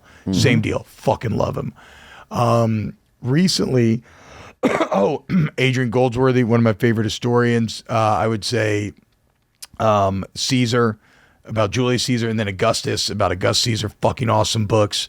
Mike Duncan, Storm Before the Storm, which is about the dynamics that set up the fall of the Roman Republic. That's fucking fantastic. Genghis Khan and the Shape of the Modern World, one of my favorite books ever. Dude, they have a, this has stuck with me forever. I can't remember the tree's name. It's got a very fantasy sounding name, but I think it was in like the Kublai Khan age. So after the Mongols had been in power and they had all their wealth in the capital city, when you would go to see the Golden Khan, because they used to, like, when they would take over a place, if you had a skill set, they would, put you to work. So they captured a French silversmith and goldsmith, and they made him build this tree where the trunk was silver and all the leaves were gold and everything. And it had these 4 snakes that would wrap around it, and then their heads would point out at the cardinal directions. And at like a signal from the Khan, snap of fingers, whistle, whatever, there'd be all these slaves hidden out of sight underneath the floorboards, all this other stuff that would blow into these pneumatic tubes. And like all of a sudden the snakes would start spitting out a regional alcohol from the cardinal direction that they're facing. And so I always thought about, like, what the fuck if you just walked in way there, better than an ice luge. like you walk into this place, you've never seen wealth like this. Probably, I mean, who knows if you had contact with Mongols or whatnot, but it had to feel so like magic. Yeah. Like your real life scene magic. Yeah. And it's indiscernible from magic, which makes it magic. So I love that book. That's fucking awesome. Yeah. A lot of those historical books are like, I love fantasy too, but like I've just been reading mainly history the past couple of years, and I'm like, a lot of this shit sounds like it's out of a fantasy novel. You figure out, oh shit, the fantasy guys got it from it's a all lot loosely of this based shit. on history. So recently I realized I'd never read any of the classics. For some reason, I was in school, I would only do Spark Notes of the stuff they try to make us read. It bums me out. I don't know why I did it's because if you have a teacher saying you need to read this book by this date, all of a sudden you're like, I don't want to do it. Yeah. Like I started reading way more after college than me I too. probably God, me was too. in college. I don't too. think I finished a book until I was like in my mid-20s. But so recently I started reading East of Eden by Steinbeck. It's fucking incredible, so prosy, so beautiful. Top 10 book for me. I fucking lost it in the move though. So I'm like 100 pages away. I got to go get another copy. And then Chaps put me on Shantaram, right? I'm not fucking up. Which I'm listening to the audiobook, and God, it's so beautiful. good. Like, so profound, so good. It's really well voice acted too in the audiobook. I think it is the best voice acting. I mean, there's people from Germany, Russia, Afghanistan, and he does all of their accents. And he's not Like you would think because a majority of it is Indian accents. He's not an Indian guy. He's just a white dude. Yeah, no, he kills it, and that book is like, I mean, it just completely transports you. Yeah, like you are locked in. Sometimes if I listen to the history books, sometimes I do have to I might zone out. I got to go back. You don't have to go back and chant them. Like you're locked in the entire time. Mm-hmm. Another one that I read recently that was very interesting was I think it's like 6 drinks that shape. It's not 6 drinks that shape the modern world, but that's essentially the premise of the book. Oh yeah. And when it gets into the history of coffee, that really blew my mind. Yeah, that he kind of credits coffee for starting the Industrial Revolution. Yes, He's yes, and being like the driving force behind the Enlightenment and stuff. Yeah, because all of a sudden people are in these coffee houses where in England, and you're hopped up like. Oh well, yes, that's the craziest part is thinking about how for hundreds of years, however long, people had been drinking like watered down ale or wine to where they were always kind of a little sluggish and drunk. Can you imagine when you started fucking speeding? Yeah. You know why the founding fathers wrote such incredible prose in their letters? Because they're all speeding their fucking dicks off. Yeah. They're all having competitions to like who can be the best writer. Like it had to feel like a fucking superpower. They went from Benadryl to Adderall. Yes, like that's crazy. So exactly. that blew my mind. Also the Coca-Cola chapter in that is pretty mind-blowing as well. But have I left any of my major I think those books? are great recommendations. I think that's I think that's where I'll stand for right now. And we didn't really get to talk about it, but like you're obviously a huge Lord of the Rings guy, but the trip to New Zealand, like, so the actual sites lived up to the hype, but the fact that you were on such a guided tour where it's like you got to do this now, and then we're gonna do this, that part got a little because again I think I was nervous about going off on our own for kind of the first time. I was like 22 at the time. Oh yeah, 23. But like, dude, seeing the Shire, because they just filmed The Hobbits and they had left the sets. They actually, now you can go stay at Airbnb, I think, down there. But I'm not 100% on that. But it's in Matamata, New Zealand. You start in the north. And seeing the Shire was like a dream come true. Like I had a beer in the Green Dragon. I smoked a pipe under the party tree. It was fucking incredible. But then the cool part about the tour was we started all the way in the north and we worked all the way down to Queenstown. And so it's a very vertical country, like latitude wise, and so you get so many different biomes. Like between the two islands, it's almost got like a Fiji like tropical sort of feel. And then we got down to Queenstown, and it was like cold. It was like winter. It's a ski town, and just like incredible mountains that. Yeah. Oh, bro. Yeah. And like we took helicopters to go see like where they filmed some of the Fellowship scenes and whatnot, and also because it was a movie tour. You went to a lot of random rural places that you probably would have not gone to otherwise, like Christchurch. And I loved, me and my wife, this was outside of the tour. We spent a night at this Rotorua hunting lodge, and we were the literal only people in the lodge, the only two. And so we got to like all these beautiful hikes all day. And then they had the chef who's just like, oh man, got nobody else to cook for us. So he just like made us this like incredible fucking meal, and we're kind of in our like pajamas almost eating, very comfortable like lounge clothes, and the fucking stags on the wall looked like something out of fantasy. Like they couldn't be real. It was red stags, right? That was awesome. I think so. Not native, right? Fucking goddamn it, Chaps! Why didn't you ask me the no land mammal question? I would have finally had my fucking moment. I was yelling into my phone, New Zealand. Was it New Zealand? Yeah, it's New Zealand. And people were like, oh, there's bats from there. Bats are fucking birds, dude. Yeah, get the fuck out of here, dude. They're not a land mammal. No chance. Yeah. And people were like, the Vatican, house mouse.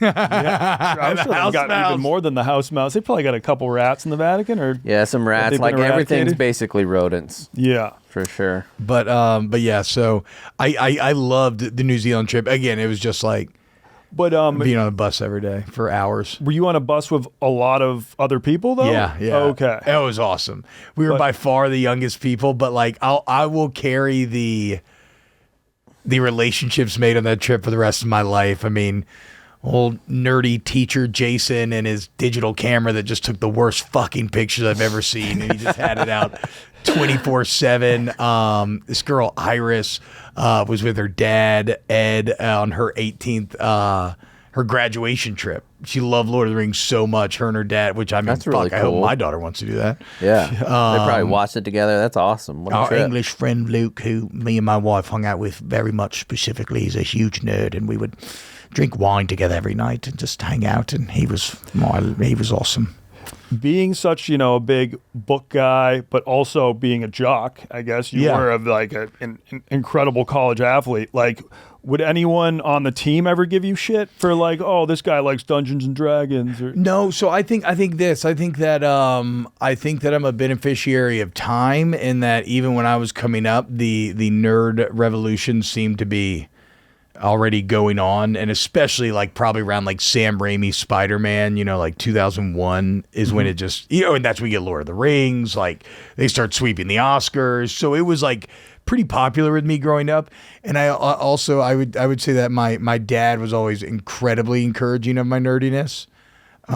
He's one that got me so locked on Star Wars back in the day. And then he used to take me to like Games Workshop to buy miniatures. He was always just very encouraging. And then because I was always pretty big, I never had to deal with bullying. yeah. So it allowed me to just fully lean into whatever I was into. I never had to fake it.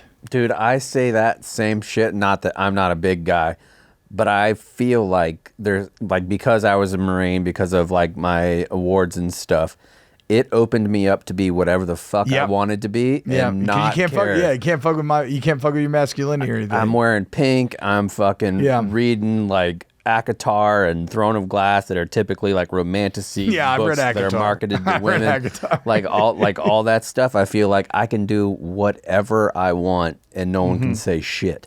But if you're watching this pod and you're small and don't have a purple heart, you can still be who you want to be. Disagree. You can still do something fucking impressive first. Yes, no. At least win a college football game, and then you can be a nerd. To be clear, it is. Yes, like you are absolutely right. That like it is more of a, it's more of a commentary as a whole. I feel that Chaps like had to have that, or it's commentary on society as a whole, that Chaps had to have that stuff to allow him to be empowered to be like, oh, I'm like, and I think that's changed. Like I do think that's starting to change quite a bit. So no, I don't know. And then like honestly, video games were everything for everybody growing up. Yeah. At my age, like it was no longer like it was the mainstream thing to do was playing video games together. So I fucking, But then you would have the jocks would be playing Madden, and Yeah. the nerds would be playing Zelda. yeah, I mean, But- but okay, but that's what else is crazy, because during my formative years, high school, like World of Warcraft was the biggest game in the world. Everybody was playing WoW. They had like 13 or 15 million people when Burning Crusade came out. Like anybody. My wife played to level 30 in college. Oh, I remember, shit. yeah. She's a mage. I still play WoW, dude, every now and then. I get re-addicted to WoW Classic probably once or twice a year. It's like, I can't wait. I can wait because I don't want to speed this up. But when I'm old and in a nursing home and I can just fucking know life WoW again. And just that's crazy to hurdle think towards about, death, right? Ignoring real life. Yeah, because Yeah, back like in the day, they couldn't nursing play homes in the video future, games. it's gonna be a lot of people playing video games. Video games and shit. Fuck yeah, bro. It's going to be the best. Yeah. You want to know the most? I hadn't thought about this ever, but I just got Lady May, the little puppy that I Is adopted. that Costurgill? Is Lady May Sturgill? Tyler. It's Tyler. Oh, that's Tyler. Lovely Lady May. Yeah. Sorry. I play it. I put a Bluetooth speaker in my pocket when we a go great on song. walks, and I just play that song on repeat a while we're fucking walking great around. song. It's a fantastic song. What was I saying? Sorry. You were talking about just getting Lady May and yeah. Nursing homes and Nursing video games. homes. Yeah. Yeah. So I was walking Lady May, and there's this older woman that lives on my block too. She's probably like early 70s. And she was like, oh, how's the new dog? And just being like super nice, super sweet lady. And she just got a new dog. Her old dog passed away, and she adopted a dog from Paws too. Hell yeah. And she was like, I love this dog. It's so cute, but I had to get a co-signer for her. And I know she, like, her house is really nice. I know she has money. And I was like, oh, why? What? And she was like, because I'm so old, they wanted to make sure that, if I die, there's somebody that will take care of the dog. Jeez, and I was dark. like, dude, like when you get to the point where they're like, we're not sure you're gonna last the lifespan of this dog, that's got to be like. I just hope that I have the dude. kind of equanimity of age at that point where you like have the wisdom to. I mean, that's not let that scare you into an Yeah. existential panic. I mean, you know, attack. you're dying soon at 70. Like you got maybe 20 years left. Like if you're really lucky, you know. But that's still be like, It's hey, fucking you're scary, too old dude. to adopt a dog. Scary. very scary. Yeah. That's probably a good spot to end, right? T-Bob, well, thanks for coming on. Boys, this is fucking awesome. I love this. We'll have to talk shrooms at some point. Yes. I know, I love you mushrooms. Love to dabble. Chaps has never tried them. Never tried. So if he ever needs a counselor, I feel like. Maybe do high we'd school be the on guys. shrooms for a time. I think it's all about the first time just being in a very comfortable environment where you feel safe and Yeah. not going too deep maybe the first time. No, that's the big mistake people make. I've never Like, gone too deep the first time. For sure. All right, let's get into some getting cultured. Today's episode of Drop a Pin is brought to you by our good friends at Blue Chew. Guys, enter the room with our cocks out first. Blue Chew isn't a tablet. It's a cheat code for your crotch. Stronger, harder, longer lasting, like someone gave your downstairs a pep talk and a gym membership. Blue Chew is the original brand offering chewable tablets for better sex. Guys, this isn't just about performance. It's about legacy, or better yet, the third legacy. Give her group chat something to talk about. You know, when you lay it down, they're going to talk about how it gets up. He's got this monster thing. He absolutely gets me soaking wet. You know the whole thing. You've heard it 1,000 times. Yes, it's not a supplement. It's an erection resurrection. That's exactly right. Nothing makes you more of a legend than a little Blue Chew. Discover your options at BlueChew.com. And we got a special deal for our listeners. As always, get your first month of Blue Chew free. Just use promo code DROP at the checkout and pay $5 for shipping. That's it. Join Blue Chew's mission to upgrade humanity one thrust at a time. Head to BlueChew.com for details and safety info. And big thanks to Blue Chew for sponsoring this podcast. Today's episode is also brought to you by our friends at DraftKings. Your season, your shot. The NFL season is rolling, and every touchdown can bring you closer to a payout with DraftKings Sportsbook, an official sports betting partner of the NFL.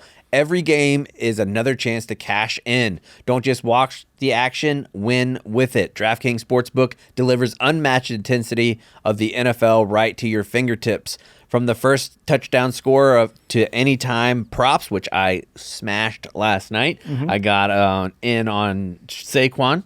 Okay. Not the first score, but anytime score. Yep. I was so close to doing Jalen Hurts 2 touchdowns. Didn't do it. Wish I would have. But I have another Sunday coming up. So And I'll we got to get it do on a then. drop a pin parlay at some point. We do. Yes, something travel related. Like we'll take into account the jet lag, or I don't know. You know what? We'll do it next week for a Hawaii prop, because after this episode with Coach O coming up next, we'll have the following week, we will have the Hawaii episode. So we'll make a super Hawaii parlay. Yep, that's a great move. New customers, this one's for you. Bet $5 and get $200 in bonus bets instantly, plus score over $200 off the NFL Sunday ticket from YouTube or YouTube TV. Your season's heating up. Download the DraftKings Sportsbook app and use the code DROP. That's code DROP to get $200 in bonus bets instantly when you place your first $5 bet, plus over $200 off the Sunday ticket from YouTube and YouTube TV in partnership with DraftKings. The crown is yours. Drop a Pin is also brought to you by Marzetti. Spice up the lane when you dip with Marzetti Ranch on game day. I'm going through a big ranch phase right now. I'm putting ranch on everything.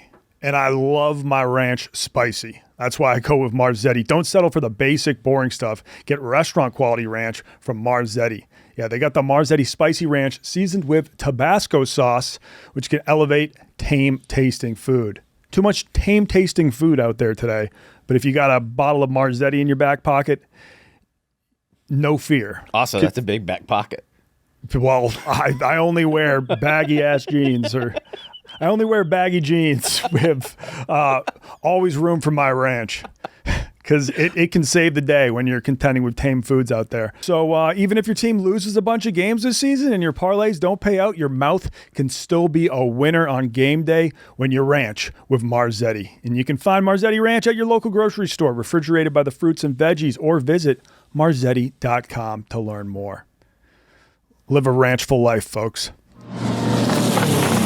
Okay, we heard from T-Bob on Louisiana. Next up, we have someone, and I don't think T-Bob would feel disrespected if I said this, is even more Louisiana than him. Yeah, He is the face of Louisiana, I would say so.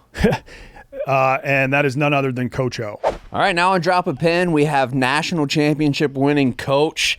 Coach O is joining us. Coach O, thanks for coming on. What's up, guys? Man, I heard a lot of good things about y'all. I've been having a blast here. Great to be on the show. Yeah, we got a text yesterday afternoon from Big Cat. Was like, hey, we have somebody in the studio that you guys might want to interview.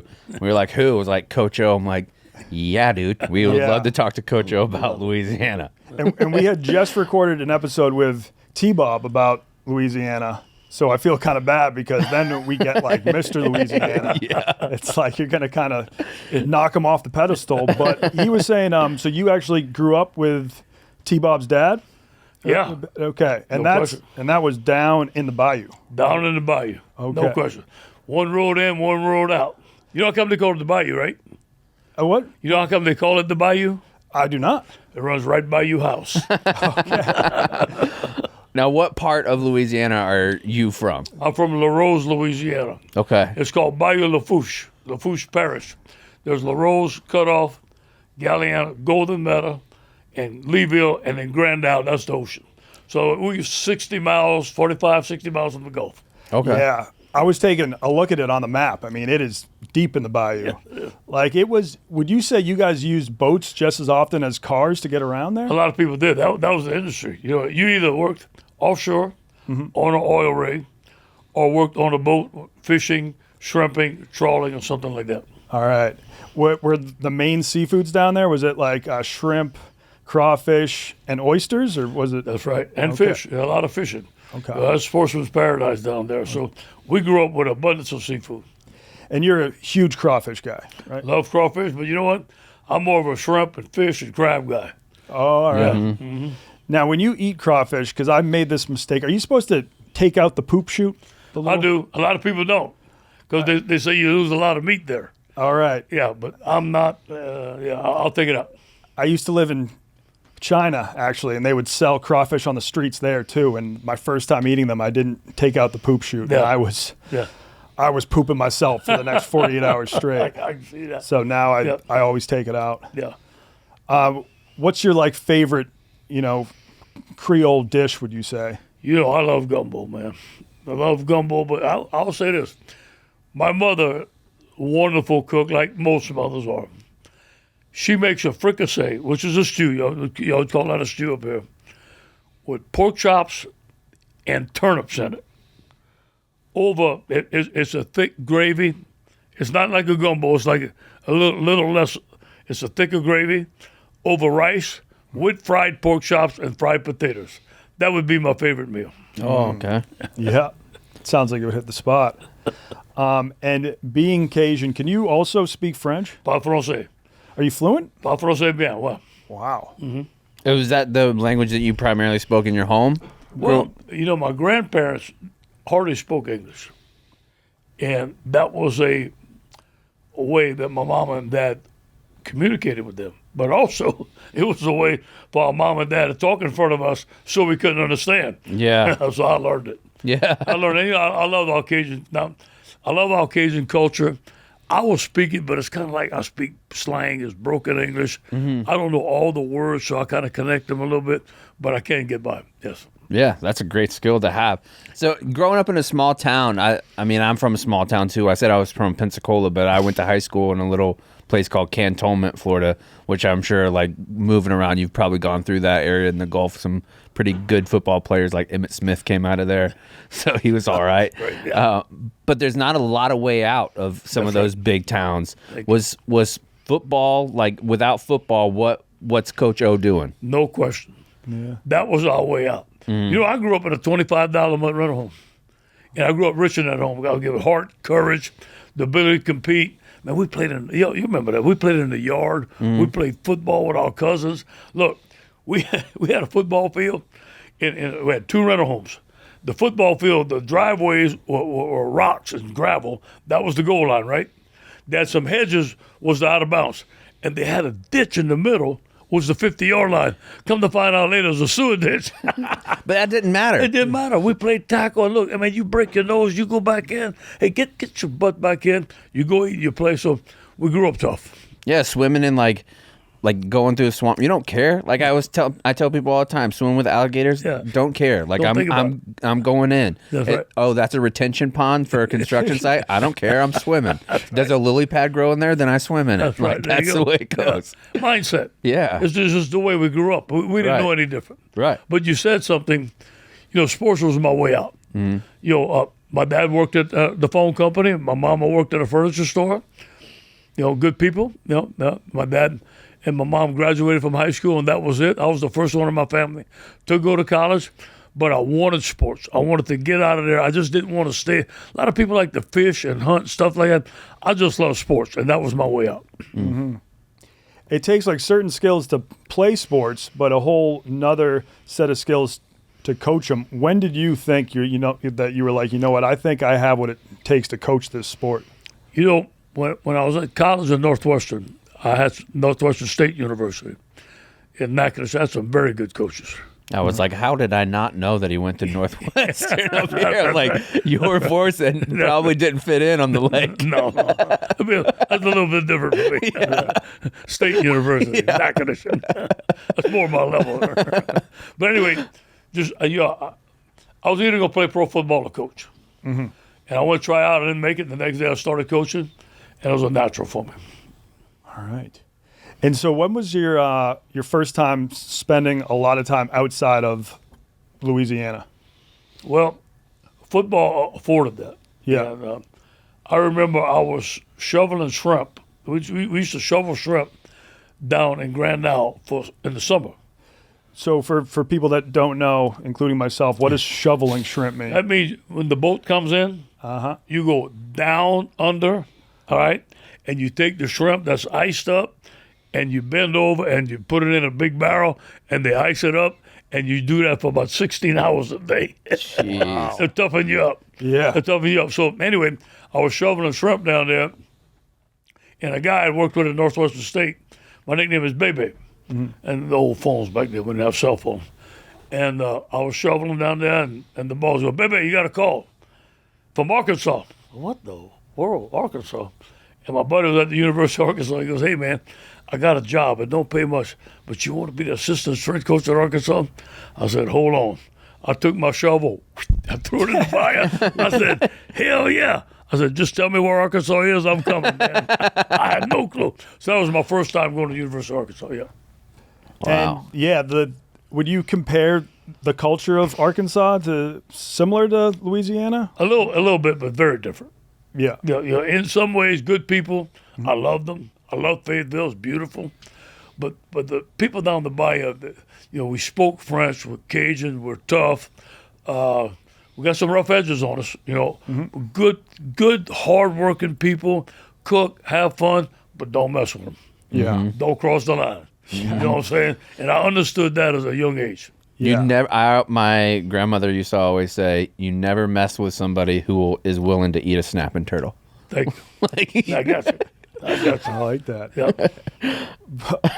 But then when you ended up at USC, the Southern Californian culture is just like night and day compared to the Bayou culture. Yeah. Right? Was it kind of hard to fit in there at first? Or? Well, you know what? They welcomed me because they wanted some toughness out there. They needed toughness. I had been, I went from Arkansas to Miami, University of Miami, 2 national championships. You were there under Coker, right? I was there under Jimmy Johnson and Dennis Erickson. Okay. 88 through 92. Okay. Warren Sapp, Cortez Kennedy, Russell Maryland, The Rock. I mean, a pretty good group. I had some issues off the field. I had to settle down. Mm-hmm. So I went home for a year. Yeah. Then I started Nicholls State. Then I went to Syracuse. Then I went to Los Angeles.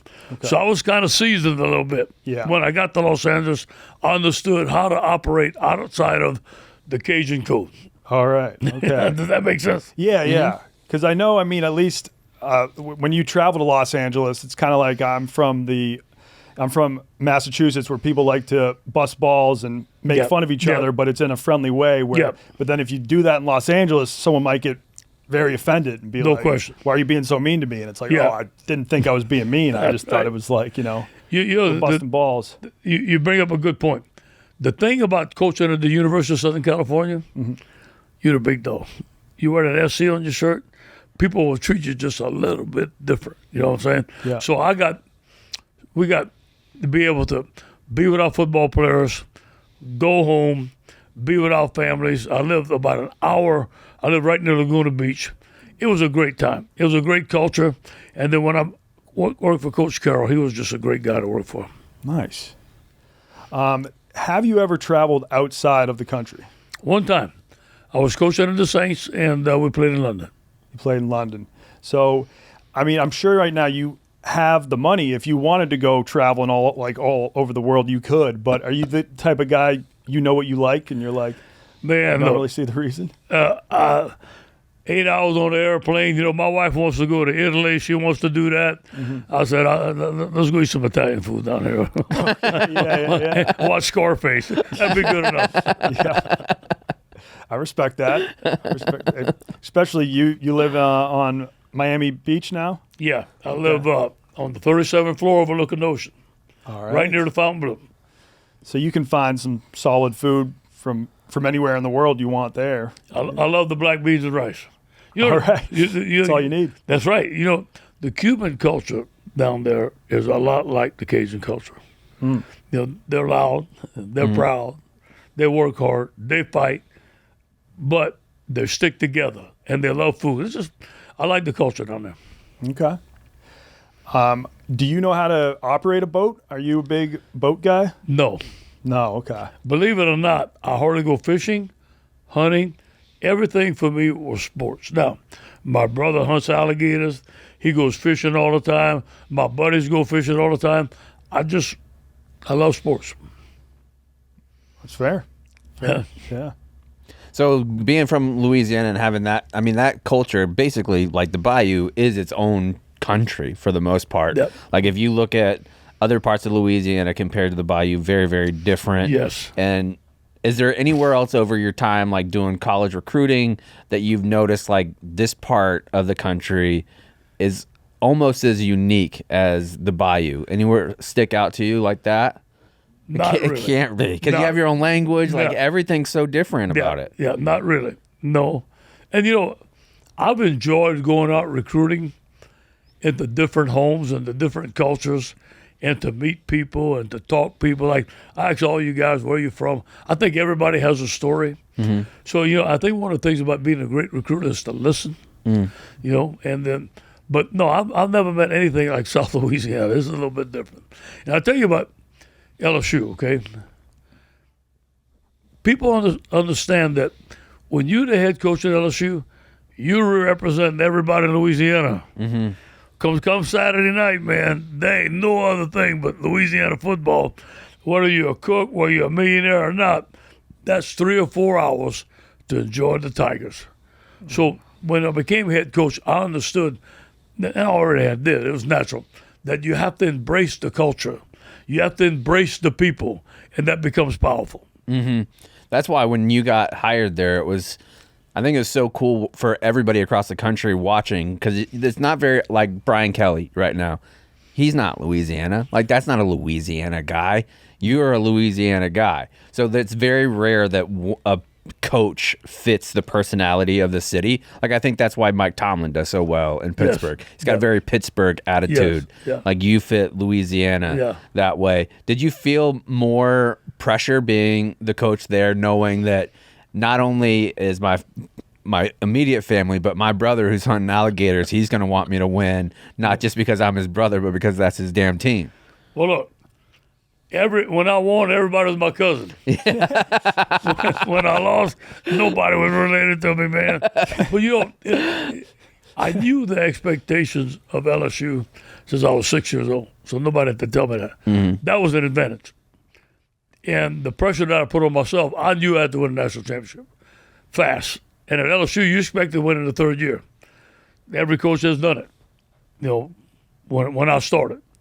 So to be able to develop a program and win fast, I knew I had to do that. And nobody had to tell me that. So I think that was an advantage. Because if you don't do it, then they kind of look at you like, okay, all right, you got your time here. What's up, man? Because they expect you to win the national championship there. Not every year, but especially in 3 years, a lot of coaches have done it. And you've been a part of some of the best, like, overall team, like the 93 Hurricanes were amazing. And then your team that won the national championship. It's got to be pretty sweet over the last 50 years, like maybe 2 of the top 5 teams overall talent you've coached. Yeah, it is. And, football is a great sport, man, and it enabled me to go different places.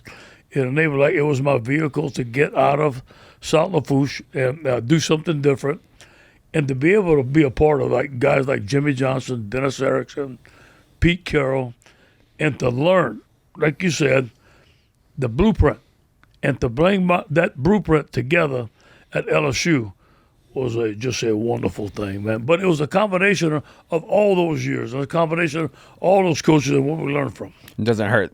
Joey Burrow was slinging 60 touchdowns either. That didn't hurt. I tell this story all the time. I said, you know what my job was in 2019? I said, when the bus left at 2:30, I got on the bus. I made sure Joe was on the bus. If Joe wasn't on the bus wasn't leaving. God, that team and the wide receivers on that team were unbelievable.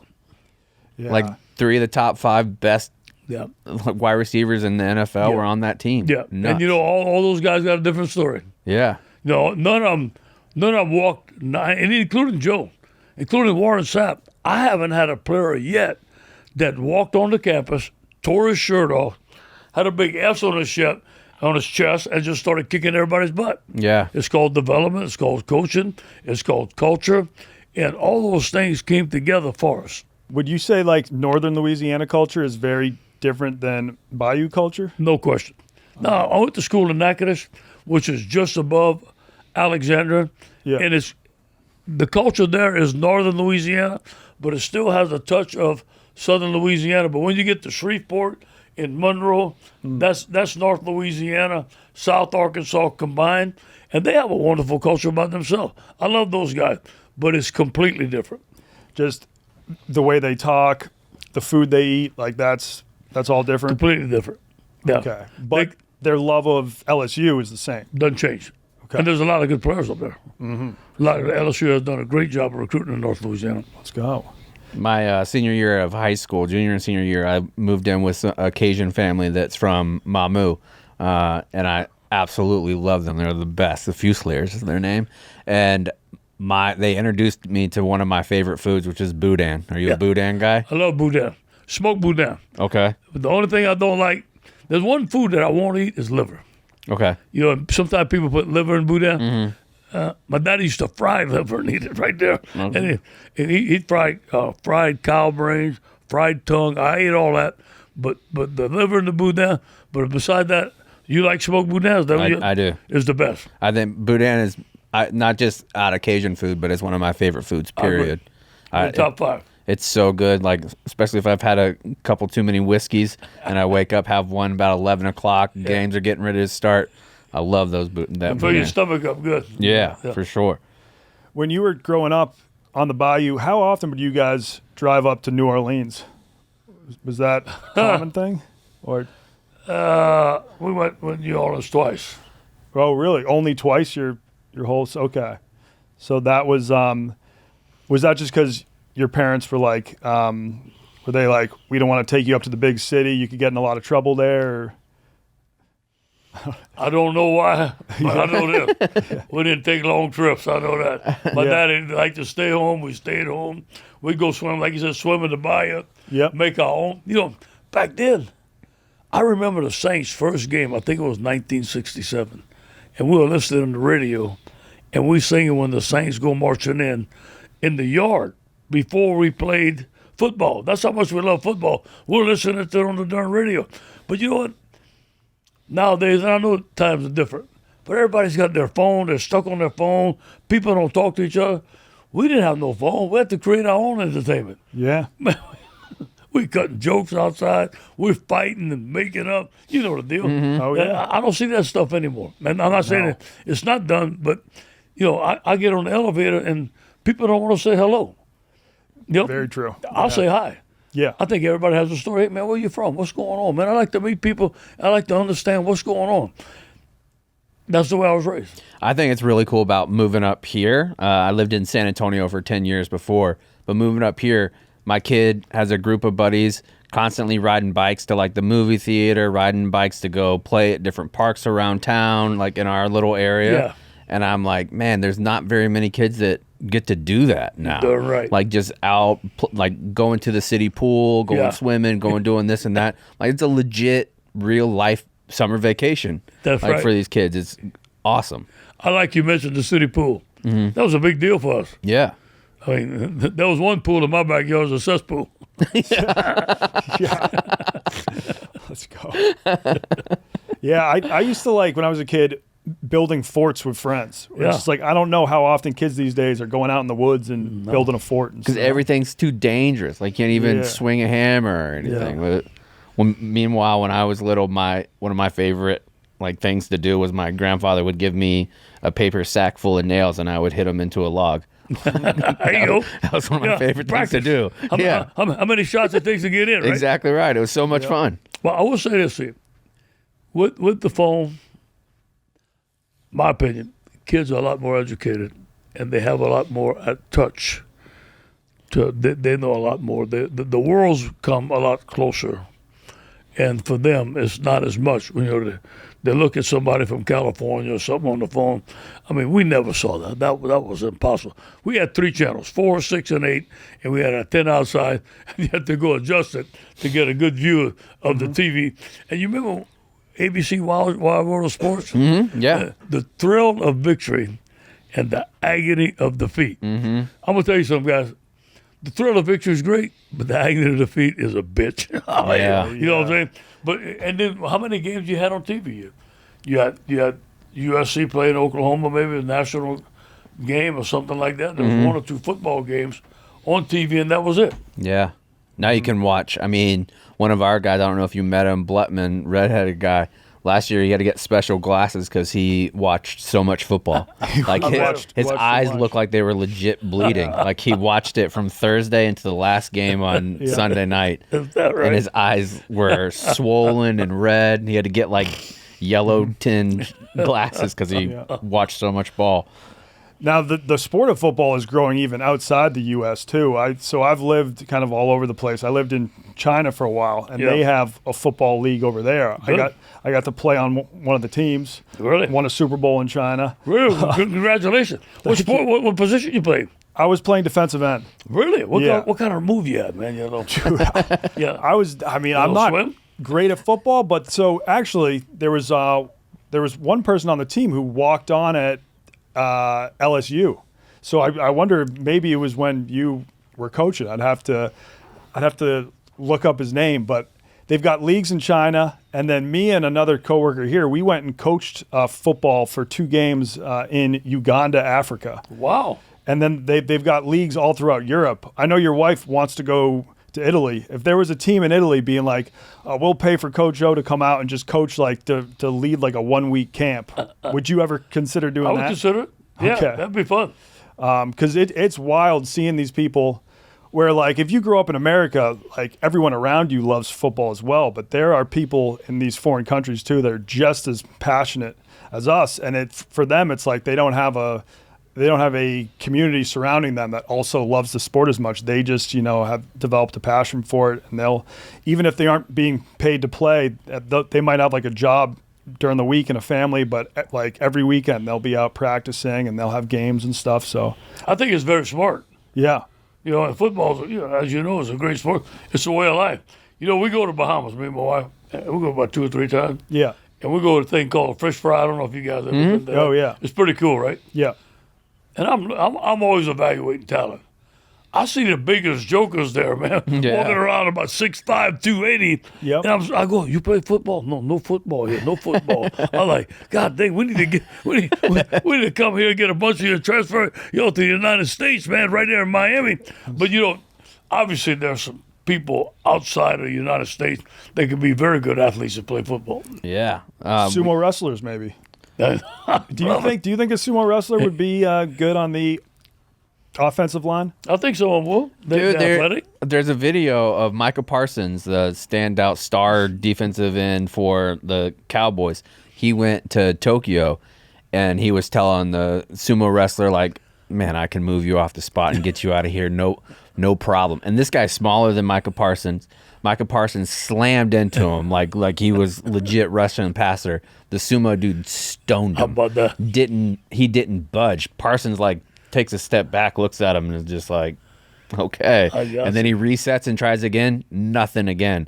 Those guys, like, their hands and control of their body is just so, but it's all in a phone booth. I don't know if they'd be like right tackle, left tackle, but guard, something like that, where they're more phone booth, maybe so. Well, I'll tell you what, they handle Michael Parsons, they're very good. Yeah. I don't see many people in the league handling Michael Parsons. No, not many at all. No. That's a good story. Yeah. Yeah. Do you have any final questions?